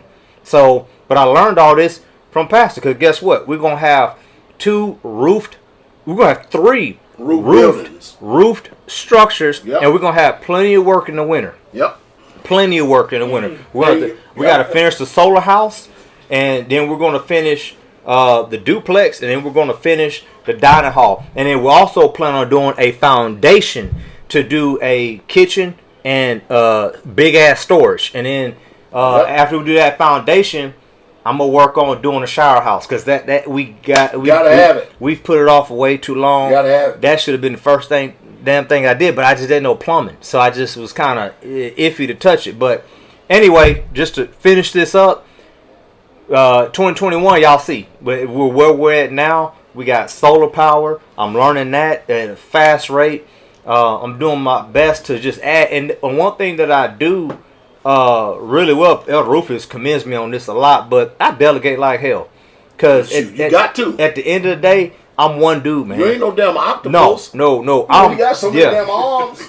And one thing that I'm learning is I'm looking a lot like Pastor right now. I mean, it's literally, I'm there for the foundation, and I leave Deacon and Joseph. I mean, man, I'm glad I got that brother, man. I mean, believe me, he got to get hit upside the head, Joseph. He's forgetful and stuff, but he's a hard worker. And him with Deacon, they do a lot of the work on the land, and you need bodies on the land. You need boots on the ground. If you ain't got boots on the ground, ain't shit gonna move. And that's one thing I've realized. So we got 2 brothers on land. So some people, I remember JC came out whenever y'all came to help us with that dining hall. Yep. And JC said, man, a lot of your brothers left. I said, somebody got to pay the bills. Somebody got to. I said, we got to have money somehow. I said, come on, brother. I said, now, what you see. Why is JC saying, anyway, go ahead. Well, but you know. I believe me, I'm going to get JC ass tomorrow. I told him this. I said, well, you guys. You got it. I know you got it. All you guys are young. You know, y'all see the end result here in Tennessee. JC, all right. He's like an incredible Hulk. He want to do every damn thing. I got you. JC, good brother, but he's a hard working ass brother too. What I was trying to explain to him is you know, literally, it's like me and Deacon. It's like Pastor and Elder Becker early on. You see what I'm saying? And that's all we got. It's just us 2. And then now that we got Joseph, I chose to keep him off the job. Yeah. Because I saw it would have been more of a benefit for that young brother, because he's the youngest one we got. It's a benefit for him to be on the land. He does kind of the Hulk smash stuff. Yeah. You know, and he kind of, you know, he moves the all the heavy shit. You know, we could do it too, but we like to use his young men for their strength. Yeah. So that's where we're at as a community, and it's a sacrifice, but it's a beautiful life, man. We eat together. We do just what Straitway does here in Tennessee. But can you imagine where y'all gonna be at?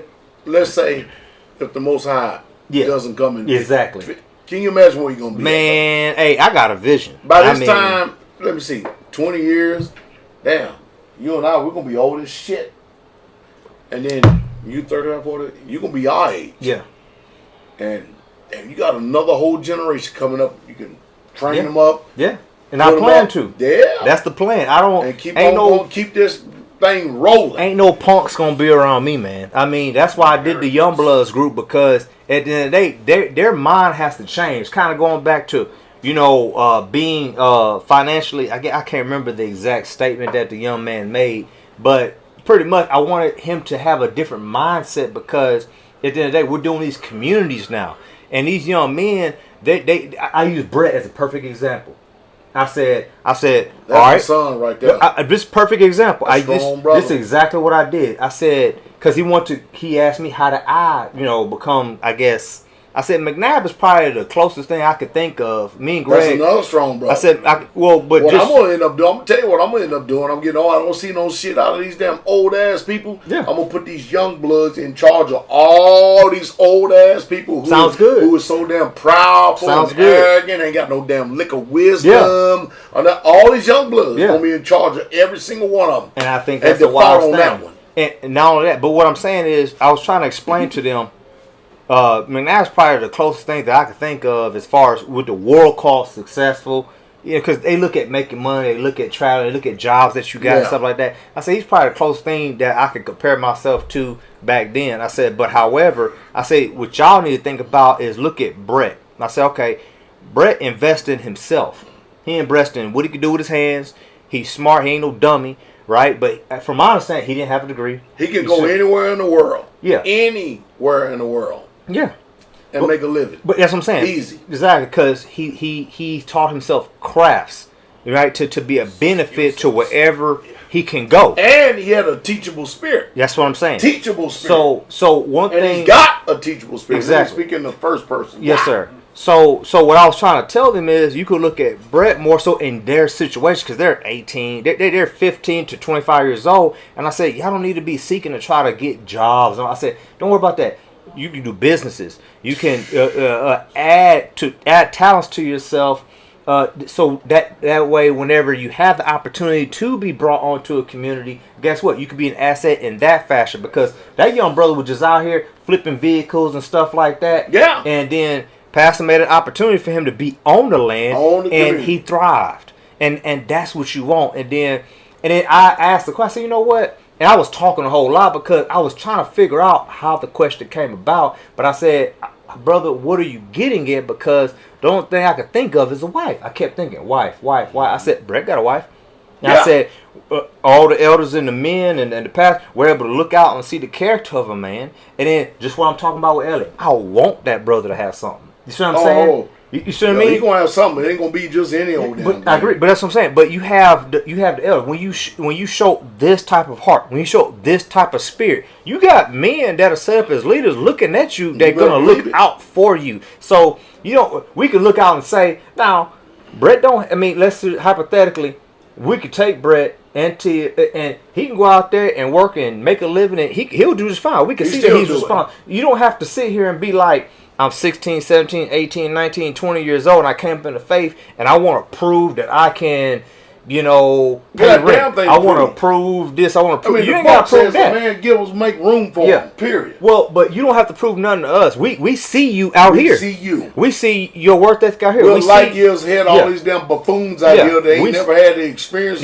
what we got. But we see your responsibility out here on display before us. We see how hard you are. We see your heart. We see your diligence. We see it all on display before us right now. You ain't got to go out there and prove shit out in the world for us to see anything for you. Not in the world. So, I mean, this is what we had as a ministry, in my opinion. This is what we had as an assembly out there in Kentucky. And this is how, the iron sharpen iron. And then when it comes to the dealing with each other, we really become a family unit. Like I said, the uncomfortable conversations are no longer uncomfortable. We're just talking and we're just keeping it real. We speak man to man. We speak woman to woman. And if things can't get adjudicated one-on-one, guess what? Especially with you got to learn certain situations you got to be involved in. Certain situations you don't want nothing to do with. You know what I mean? We just have to let it run its course. But I just hit on something before I left the community. I just told a woman, I said, when I get back, I'm dealing with this. Because I told her, I am going to deal when I get back. I said, I'm going to deal with this. I said, because I move real slow. We'll be sitting, joking, laughing, and carrying on, and on Sabbath, all of a sudden, Sabbath comes. Slow. Next thing you know, first day comes up. I'm like, hey, Justin. Right? Hey, Justin, get your wife Sarah and come over here. Yes. And then we go sit down, and all of a sudden, we go in. We going in. Elder Rufus said it best. He came up here, you hugged, hey, bro, that's good to see you. We're going to get that spirit today. That was the perfect example. We can sit on stuff for a long time, but when we get to it, we're going to get to it. And that's as plain and simple as it's going to be. You supposed to been only speaking about 10 to 15 minutes. I didn't know. For a whole damn hour. Hallelujah. You want me to get up? No, you good. Okay, all right. I think you're doing good. I'm good over here. So, I mean. I just thought I'd remind you for jesting's sake. Hallelujah. Glory to the King. But, I mean, at the end of the day, I mean, I did this on Skype for years and years and years. I mean, but Saints talk. We still talk on the land to this day. You know, every 6 day, every Friday night. That's what we do. But this is what we had as an assembly. But right now, my main focus right now is we need to cut out all the murmuring. We need to cut out all the complaining. Yes. See, you can cut out all the murmuring and complaining. Yes. We can get somewhere. Definitely. You see what I'm saying? We can get somewhere. You don't need to worry about. You stop comparing your situations to other people's situations. Yes. You can't do that. They're where they're at. You're where you're at. And if you be content in where you're at, like you hear us talking about Elliot tonight. Elliot probably had no idea this was coming. I didn't know. I had no idea this shit was coming. I didn't know I was going to bring this young brother up. I'm sitting here talking about community and how we came together and how we built this thing and how we're still building. You see what I mean? But now he clearly knows my heart is for him. And now the whole ministry knows my heart is for him. You see what I'm saying? But my heart is for all my brothers. My heart is for all my sisters. As long as the bad thing is, man, the worst thing you could do is, and I hate to put it like this, but in the word it talks about us not being grieved, right? Because we still got to give a testimony of you at the end of the day. And so it's a really bad thing when we're trusting you, we're believing in you, you're coming to us and you're telling us your desires and what you want to do, and we're making an agreement on how this whatever it is going to go. Whether it is you finding a wife, you wanting to be saddled up with a husband, your oversight of the greenhouse, your oversight of the garden, or your oversight of whatever the case may be, or how your family's going to function, and all of a sudden I catch wind that you're going totally contrary of it. Now I don't want to look out for you no more. You know what I mean? Because you can't be trusted in that area. That's pretty bad for you. And I'm all about choking the devil out on the community. I want to make it to where you ain't got nowhere to run. But what I'm trying to do is I'm trying to force you to be righteous. I'm trying to force you to be to walk upright. Is what I'm trying to do. And sometimes you got a lot of people that murmur, complain, slander, whatever the case may be, but that has one person that they can go to. This is what I'm getting at. You got this one person you can go to, you can vent all your bullshit to, and they're a trash can for all your nonsense, right? Well, I want to get to that person that is a trash can for you to hear all the nonsense that you talk. You know why? Because that person needs to know that they don't need to accept that trash anymore. You got that right. They no longer need to accept the shit that you're saying, because when they stop accepting it, where else you got to go? See, at the end of the day, you're going to be forced to make a decision to grow the hell up. Or, see, Elder Rufus, I say this, Elder be like, man, Elder Rufus, you militant. I'm kind of like, but Elder understands where I'm coming from. No, Elder straight up. But he understands where I'm coming from. He say I'm militant. And I'm like, listen. You ain't militant. But this is what I'm getting at. And, I want you to tap out. And really what I'm doing is just like the book. We turning you over to the devil for the destruction of your body, right? Because at the end of the day, really we want you to come back. We want you to repent. We want you to get better. We want you to be perfected. All right? And so this is what I'm trying to do. This is the vein in which I'm running in.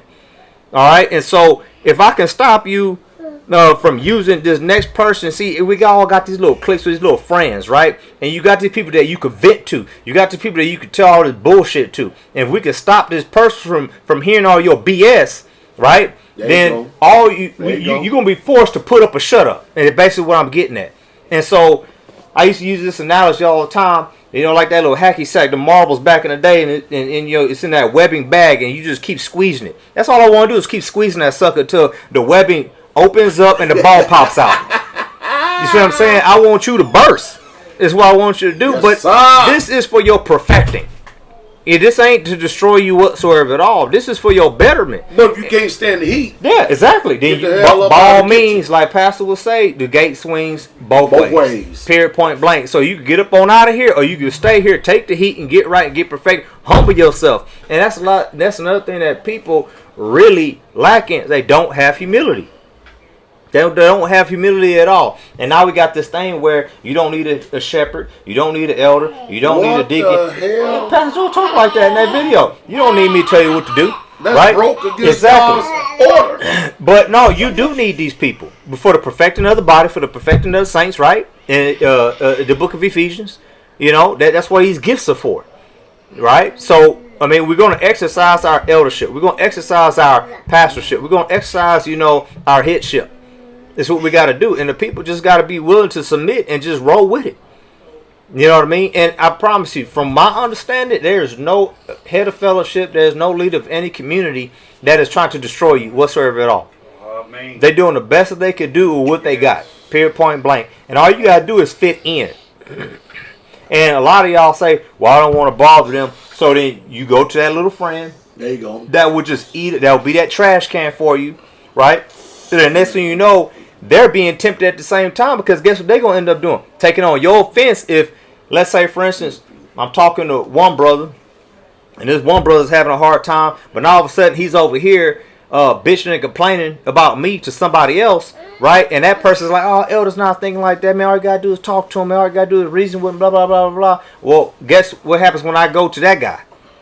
Now all of a sudden, well, y'all two, every time y'all get together, y'all can't help but talk about Elder Mitchell. See, that's a problem. You need to be careful when you get on the phone with somebody. It's inevitable that I'm going to end up talking about this one person. That's something you should really look out for. Big time. That's something you should really look out for, because you jacking up your spirit by doing that. And you're not feeding your soul with anything good. You know, the word tells us that we got to watch our ear gate, we got to watch our eye gate. You know what I'm saying? And a lot of us just put in a lot of filth. So that's community. That's iron sharpening iron. And the idea is we're learning to actually live with each other. Now, here in Tennessee, it's a little different because everybody kind of has their own dwelling place. I'm a lot like Rufus is now. We kind of share the same dwelling right now, but we're changing that slowly but surely. You know, surely but surely. So, anyway, I ain't got much else to say. I appreciate it. I'm pretty good. I'm pretty good. It. Hallelujah. Glory to the King. Hallelujah. Bless y'all. Shabbat shalom. Well, one thing for sure, you couldn't say it no better than that, though, could you? At least you got modern day wisdom right in front of you. And then you got all these arrogant bastards out there who think that they know something, ain't got no experience, and don't know nothing. True. This guy. You going to bed or what, man? Look, we on live right now. I appreciate each and every last one of you that are contributing by way of Cash App, PayPal, and Super Chat. I truly do. Elder gave y'all a lot of wisdom. Of course, y'all heard me in the background and teacher saying cosign in the background like it were cosigning. I learned it from Elder Mitchell. Wow. That's that new generation. Yeah, slang. You know, slang. I'm like cosign. I know what a cosign is. Yeah, that's good stuff though. So I'm surprised that his Kaya is still up. His Kaya, look. People got to see you. They see you on Patreon a lot. Look. Wave to him. Look, right there. Wave to him. Say hallelujah. Say something. Man, he chilling. It's a lot to look at. He just doing his little thing, isn't he? Yep. A lot to look at. And I'm surprised you still up. Why are you still up? No, you can't. Oh, you want this. The remote. Here. Yep, he want the remote. Here. He want the remote. Hey, see how he hold it? He won't try to control it. See what I mean? He watched. Yeah, he does. I told y'all. Oh, yeah. All right, this guy. Bless you, man. Love you. Why are you still up? All right, here, Elder. Here, take him to his mom. All right, see you later, man. You want the remote? Here, let's leave this. Yeah. Bye. Good night, son. All right. So we here. Elder Mitch, what do you think, Teach? Did a good job? Oh, yes. Good job. I think he did a good job, too. And I think it's much wisdom that need to be taken heed to because, listen to me, it's really, truly easy to live with just you and your wife, you and a friend or something like that. But when you have to live with the saints, that's when the test of love comes into play. Yeah. It really, truly does. And you got all these people out here that fancy themselves as our judges. Yeah. You know, we're going to talk about something just briefly here for a minute. False prophets. False prophets. The false prophets of today, arrogant as they are, they need to know what the scriptures say about false prophets. Many of them are prophesying. I don't think they know what it means by false prophets. I don't think they really know what it means. All right. But Yahshua said in the day in Matthew chapter 7. Teach, let's read verse 15 to 16. Let's go with that for a second. I want y'all to get online here and listen to this for a second because we're going to end up in the Torah. We're actually going to go from the writings, from the messianic writings, from the prophets back to Torah. We're going to show y'all how this thing works. Because you got a lot of deceivers today. A lot of people that are anti-Messiah, anti-Melachim. You got a lot of them in this day that think that they comprehend, understand, and know Scripture. But they don't. Again, I cannot say enough about the wisdom. Elder Mitch just got finished pretty much laying it to the line. Most of y'all people don't know what that means. There's a line called a plumb line, and then there's a line that you lay it to. He just got finished just literally laying it to the line. For those of you that are in building, you comprehend what we're talking about. Oh, yeah. As a matter of fact, hadn't that been an occupation when you read Scripture, though? Oh, yeah, pretty much. I mean, if it was any time they went into captivity, we've been in captivity, right? Come out of captivity. Rebuild. They would turn around and rebuild. They would have a hammer in one hand, a weapon in another. But how does this stuff escape all of us? Yeah. Come on. You're right. You ain't going to get... Listen, you have to know where we at. You have to comprehend where we at in the annals of time. Yes. We're not in the kingdom like King David was, to where you're going to conquer a nation, then move on into their blessings. That ain't it. The Most High said, you're going to get some of these. You're going to get these calluses, these ugly-ass calluses on your hands. Real talk. And I hate to bring your hands up here. Your hands look worse than mine, Teach. I mean, I'm sorry, folks. Sorry. Dig your ass down. Get deep. Your ass is going to damn work. Mm-hmm. And if you don't work, you will not be blessed by the labor of your hands. And you will not be happy. You got to know the signs of the times. Yes. Come on, Teach. Read. Beware. We're talking about Matthew 7. Matthew chapter 7, verse 15, 16. Read. Beware. Be aware of false prophets What are they going to do? who come to you in sheep's clothing. Oh, they wearing wool, cotton, polyester. They look clean. Oh, come on. But inwardly, There's something on the inside of their heart. What are they, Teach? are ravenous wolves. What kind of wolves? Ravenous. I mean, they're going to tear your ass apart. Come on. You will recognize them by their fruits. By their what? Fruits. You know, that's the problem that we're having today in the time and hour we're living in. People, they've been so used to judging fruit in the damn marketplace. Yeah. In the shambles. Amen. Hear what I said? In the marketplace, in the shambles. They've been so used to judging fruit there that they physically do not know how to go up to a damn tree and judge a fruit. Amen. And because they physically don't know how to go to a tree and judge a fruit, they can't judge fruit. True. It's been taken away from them. Come on. Amen. Read on. Are grapes gathered from thorn bushes? I ain't never seen it. We've had grape. I ain't never seen it. Come on. Or figs from thistles? I remember when we was down there in Georgia. I walked past this. Elder, I probably walked past this damn thing 3 years in a row. Oh. And just one day I'm walking, I go, what the?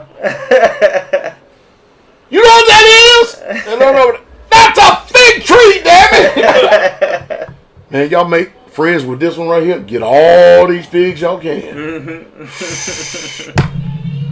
Hallelujah. I'm trying to figure out, I know what my focus was. Land, building, you know what I'm saying? You know, houses, all the other stuff. Man, I walked past, that was a big fig. That fig tree been established for a long time. Yeah. And we're going to get that too. Hallelujah. We're going to be all ours too. We're going to get that too. In the name of Yahshua. Oh, yeah. Hallelujah. Ha, Mashiach. While all the rest of you broke ass niggas trying to do things on your own, you ain't going to have shit but words. That's it. And we're going to return curses, show y'all what y'all up against too. Yes. You wish death on me, death coming to your house. Yes. We'll see who the Most High is for. Yeah. Come on, teach. I'm going to test this boast. Let's go to Jeremiah, to the prophets. An Amber Alert. I already know what's coming over here. Memphis, Tennessee. Memphis. Put mine on vibrate. Yeah. They got an Amber Alert going on. That's Verizon. We can't help that. We're going to Jeremiah 23, verse 14. Y'all need to listen to this, all right? Let me get this in here. Y'all still there? If y'all still there, type in number 7. All right? We here. Jeremiah 23, starting at verse 14. We're going to get the prophets, then we're going to the law. Come on with it, teach. I have seen What are you seeing? also the prophets of Jerusalem. Wait a minute. The prophets of who? Of Jerusalem. We would call it in our vernacular the prophets of Jerusalem. Come on. An horrible thing. What is this horrible thing you're seeing? They commit adultery. The prophets did what? Commit Commit adultery? Now y'all have to understand. The prophets knew better than to commit physical adultery in that day. The adultery they was committing was idolatry in that day. That's what they were doing. What? Come on. And walk. Walk in what? lies. There you come on. They strengthen also the hands of the evildoers, Y'all hearing this, right? Come on. that none does return from his wickedness. Isn't that something? What kind of consciousness that you got that if you're doing wickedness, you're not even convicted of it anymore? You understand what I mean? Yeah. You're so stout-hearted. You're so obstinate. You're so vindictive. You're so proud and arrogant that it can't even visit you no more. That sounds like reprobate to me, but come on. They are all of them unto me as Sodom. Now, all you got to do is look at America. Y'all know I just got finished coming back from Mexico, right? Yeah. I'm sitting up there watching women walking hand in hand. We just got married. Abominations. I saw more of them than I did of men. But I did see a sodomite. I'm like, I can't help it. My face contorts. Yeah, that's what's up. It looks like this. What the? You understand what I mean? Yes, sir. That is some sick shit. It is. You hear me? My face, I'm like, ugh. Sodom, and I'm going to feel all you people who ain't educated. Sodom was more than was just sexual immorality of the opposite orientation. How to do? Very well. Sodom also had to do with a bunch of lazy ass people that had a bunch of idleness of time on their ass. Very true. Very true. Yeah, they had a whole bunch of time. A whole bunch of time. Mm-hmm. Everybody focus on the other one. Yeah, couldn't get nothing done. Mm-hmm. Come on, teacher. And the inhabitants thereof as Gomorrah. Read. Therefore, Thus says Yah. Uh-oh. Thus says the Elohim of hosts. What did he say?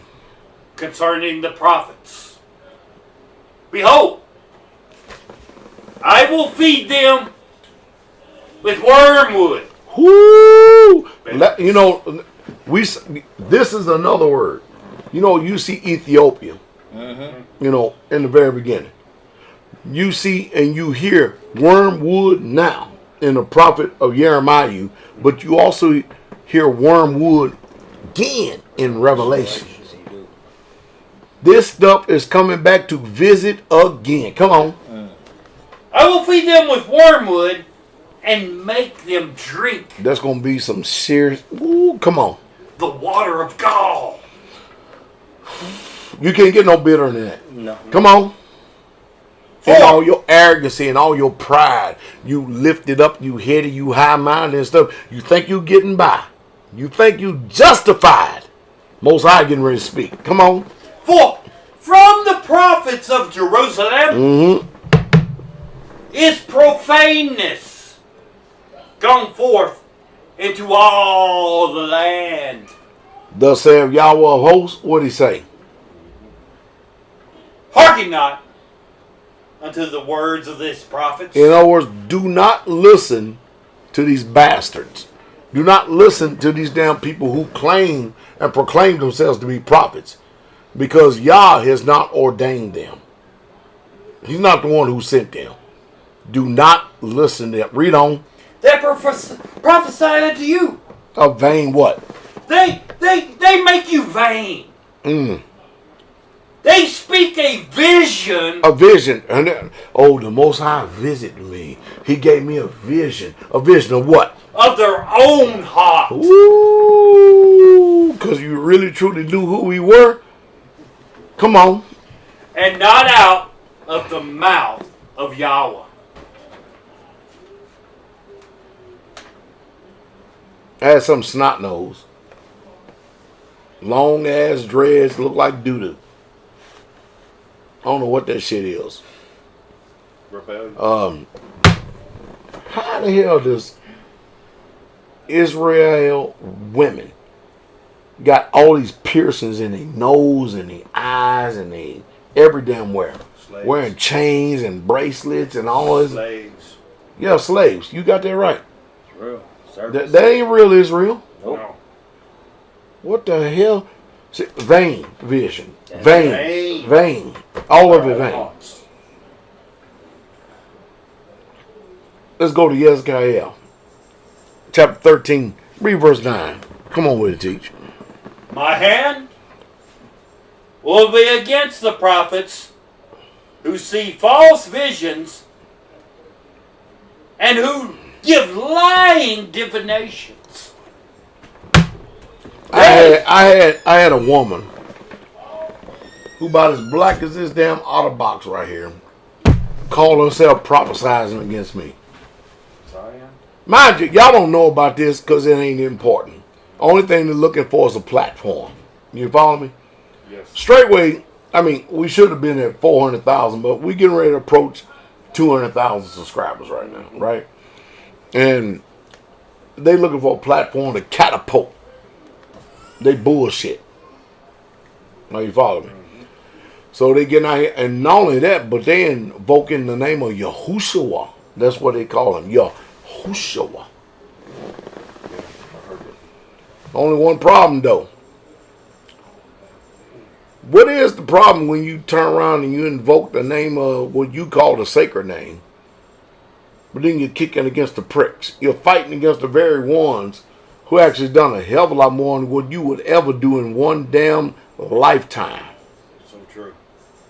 I could do more, and we have done more in 1 year than what you would do in one lifetime.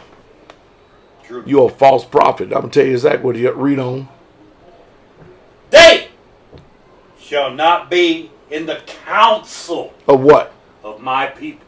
You can't be. First of all, you know, teach.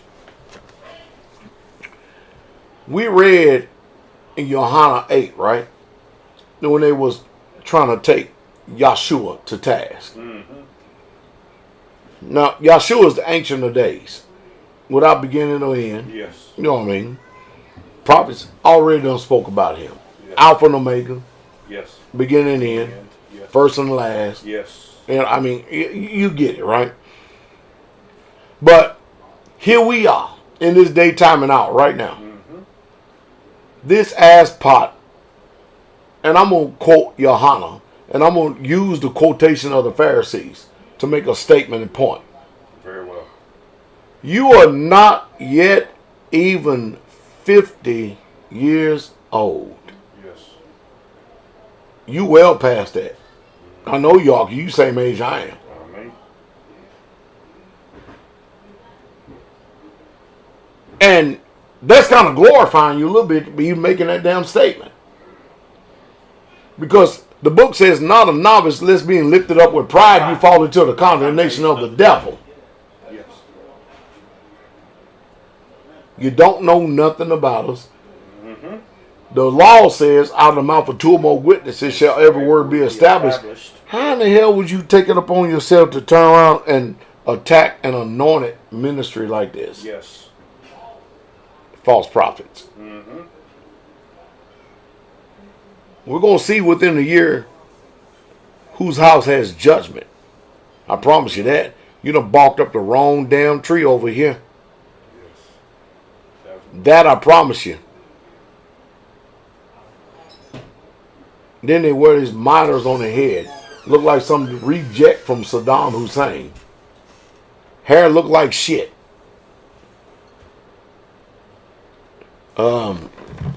Yeah, give me the fine stuff, the blue one. Are you following? Teach, go ahead and read.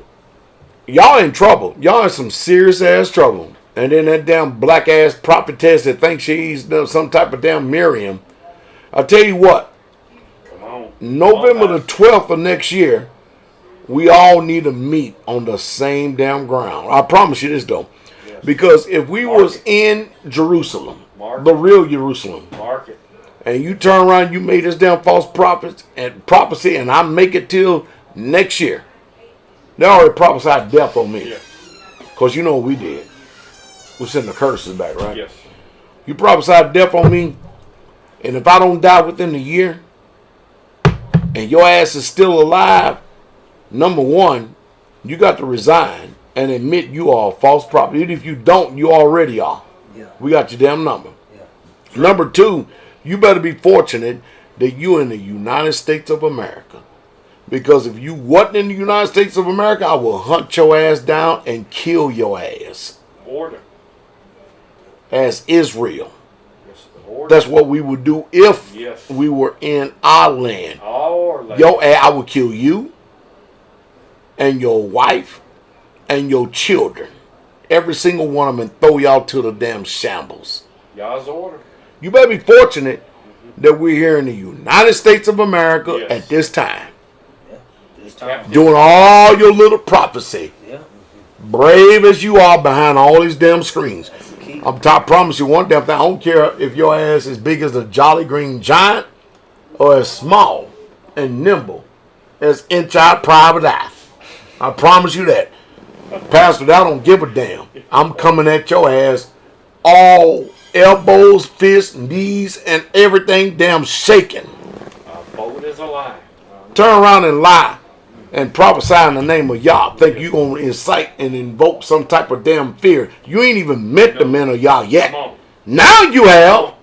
Come on. So get your coward ass away from behind them damn skirts. Yes. Tell me where you live. See if I won't show up. And let's see if the Most High is really, truly prophesied to your ass. And everybody don't even know what I'm talking about. Let's read on. Come on, teach. Finish it up. Nor be enrolled in the register of the house of Israel.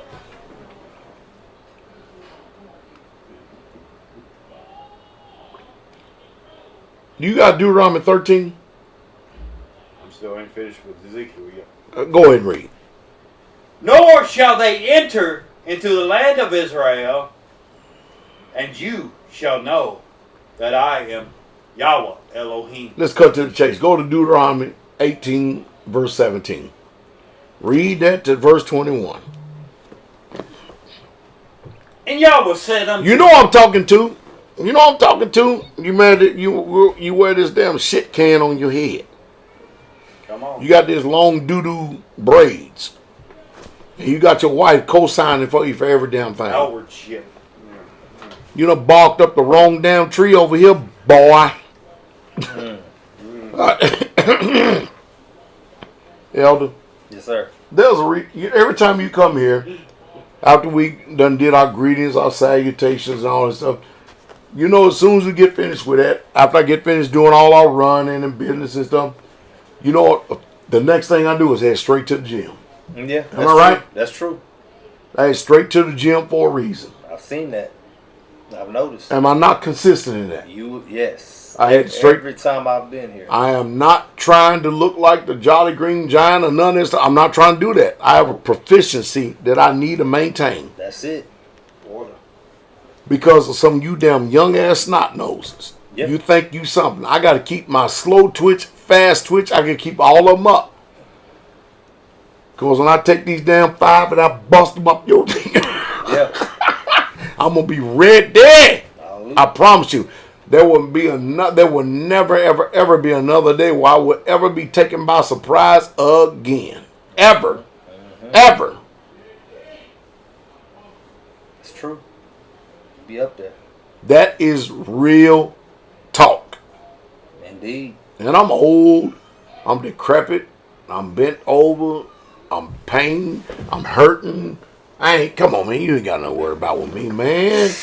You ain't got a damn thing to worry about with me, man. Come on, man. I'm a weak ass man. Come on. That's not your witness. Come on. Read on, teach. Yahweh said unto me, What'd he say? They have well spoken that which they have spoken. Monkey bastard, appreciate your contribution, my brother. Come on. I will raise them up a prophet from among their brethren. Uh-oh. Now, mind you, I want y'all to listen to this. Even in our lifetime, we've had people try to take on the order of this prophet. And they wasn't this prophet. Watch this. Read. Like unto you. I will put my words in his mouth, and he shall speak unto them all that I shall command them.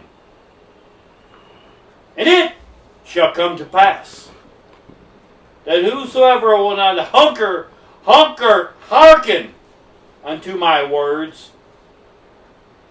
which he shall speak in my name, I will require it of him. Now think about this for a second. The only one that has ever met that condition, this is Moshe doing the speaking, right? Yeah.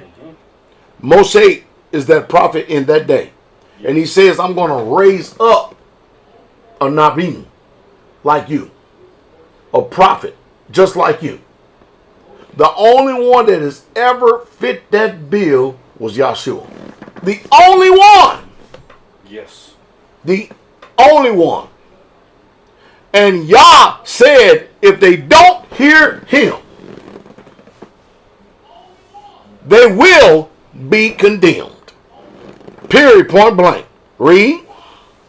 But the prophet, which shall presume. That's the word, presumptuous or presume to speak. Notice, now this is in addition. This is an addendum to someone who presumes to speak. Someone who invokes or incites the name of Yahweh. Read. But the prophet which shall presume to speak a word in my name, which I have not commanded him to speak. Ooh, wait a minute.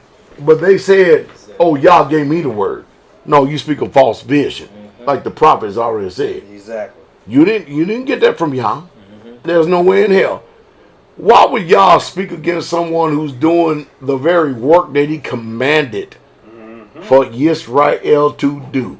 You dumb ass. Oh, let me just keep it. Let me keep it plain here for a second. Oh boy. I'm telling you, you better stop being controlled by these damn skirts. They're gonna get your ass in trouble. You're already in trouble.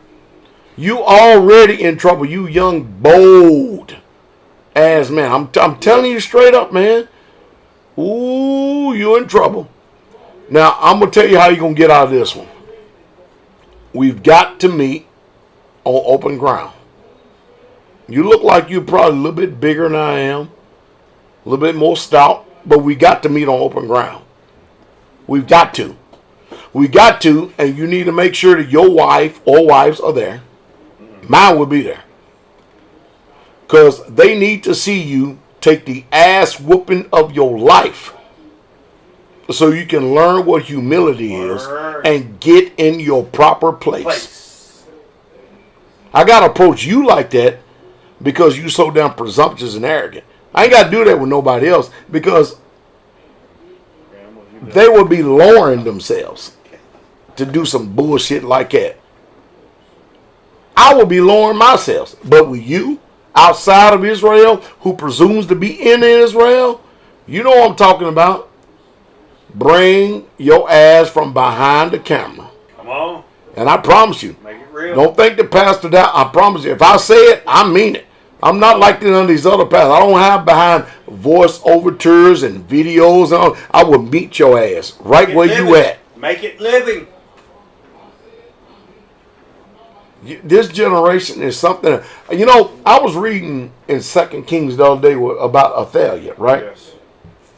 I was reading in a day when our people, they were literally destroying people left and right for the kingdom's sake. For the kingdom, yes. Jehu is righteous as he was. Man, he let Jezebel her ass have it. So did. He let her have it, and everybody that came after her. Yes. He had righteous indignation. Guess what? I promise you, you're going to see Jehu in the kingdom. Oh, yeah. I promise you. So who changed that? Come on. Especially when he said in Tehillim, I will not alter or change anything that's going out of my lips. Come on. That story has already been told. It's been lived. That man is a man. Boy, I was reading I was like, where are those days at? Yeah. I tell you where those days at. It ain't with us because we in captivity. Yeah. We know we in captivity. The problem, you people, you don't know how to navigate in captivity. Yeah. Why in the hell does Israel want to fight against Israel? It makes no sense to them. No. Talking about envy and jealousy. I know what envy and jealousy is. On your end. It makes no sense. We already got enough up against them. Besides a damn prating fool. Let's finish this, Elder, because I come on, teach. I know we got Lions Den. It's got to be coming up, right? Yeah, it's coming. They got a bumper crop of people up there, right? I don't know. We're going to find out, though. Come on, teach. Or shall speak in the name of other mighty ones. That's like Yoki.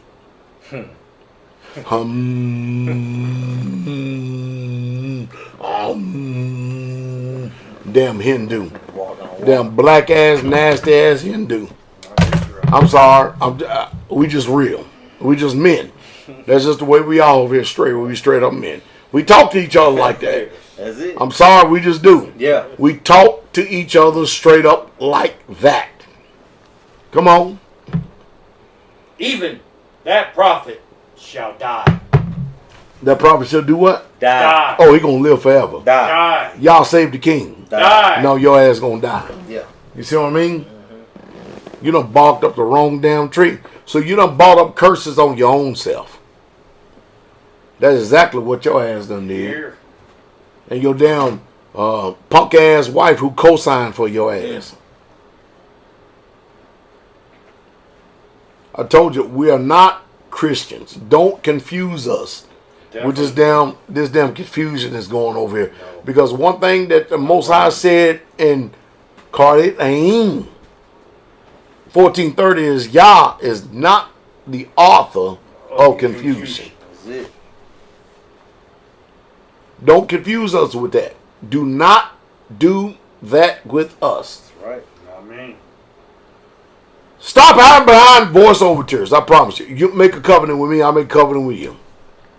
All it has to be, you and I, when you sit down, you don't want to drink beer, we drink. I'll drink a beer, you can drink grape juice. Yeah. We sit down across the picnic table. So real. Talk to each other. So real. We can. Real. yeah. Don't know how to be much more honorable than that. Yes. But if you don't want to do that, you choose to be my enemy. You want to be my enemy. Yes. Now I will slap your ass in front of your wife. And dare you do a damn thing about it. In love. Where y'all get that from? Have y'all ever read about David? Exactly. Y'all never read about David? How about Gideon? Yeah. You ever read about Gideon before? That mighty man of valor? It is written. Nehemiah. No, Nehemiah, don't even. It is Nehemiah, you know, men that were real men in that book. Nehemiah and Samuel was like, good God of mercy. These cats, I can't wait to meet them. I literally can't wait to meet them. Got a fire in them. God of mercy. Yes. Oh, and Mosai was with him. Yes. He was straight up with him. Yes.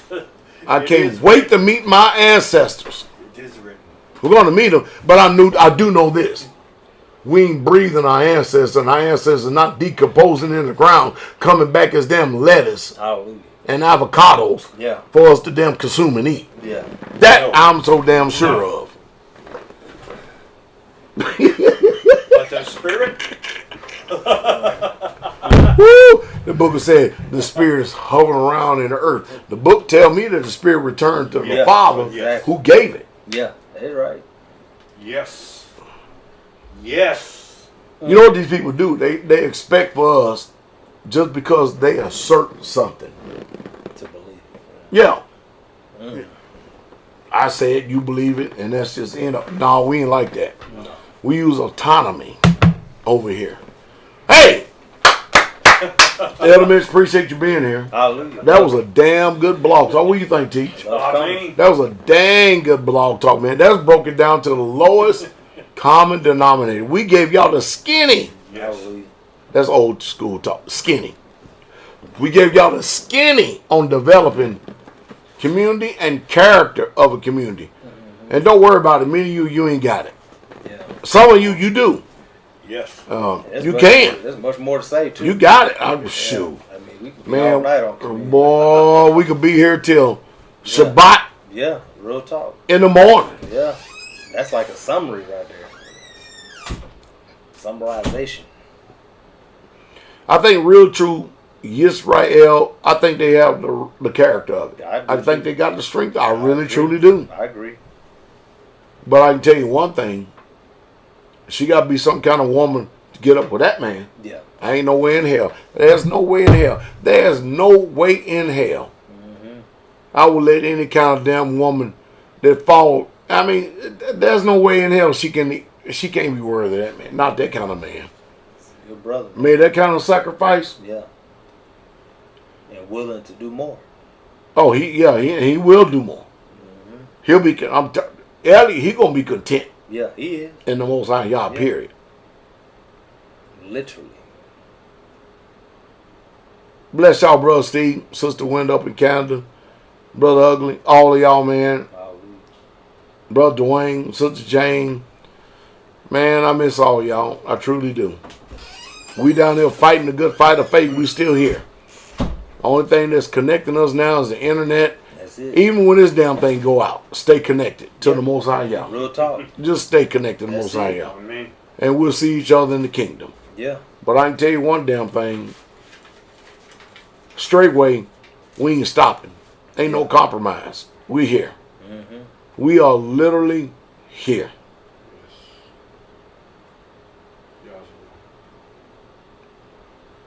Man, can you imagine that stuff though? That's some sick shit. Woo! Anyway, hey, Lions Den coming up. Yep. We bless y'all. We love each and every last one of y'all. In the sweet, precious, and strong. Teach, you got anything? We give you the last word. no, sir. You ain't got nothing?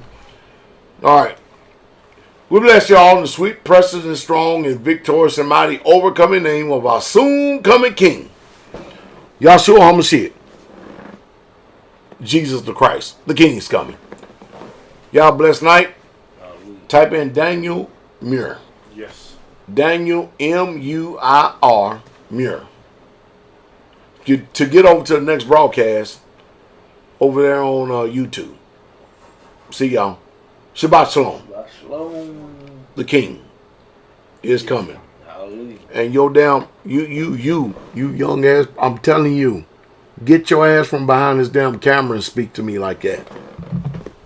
One thing I learned about men, though, they talk, so-called men, they talk a lot of shit when there's a buffer.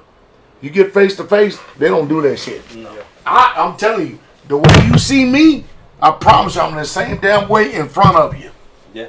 And I try to stay humble. I always try to be a humble man. Yeah, you I promise you, man. I always. That's order.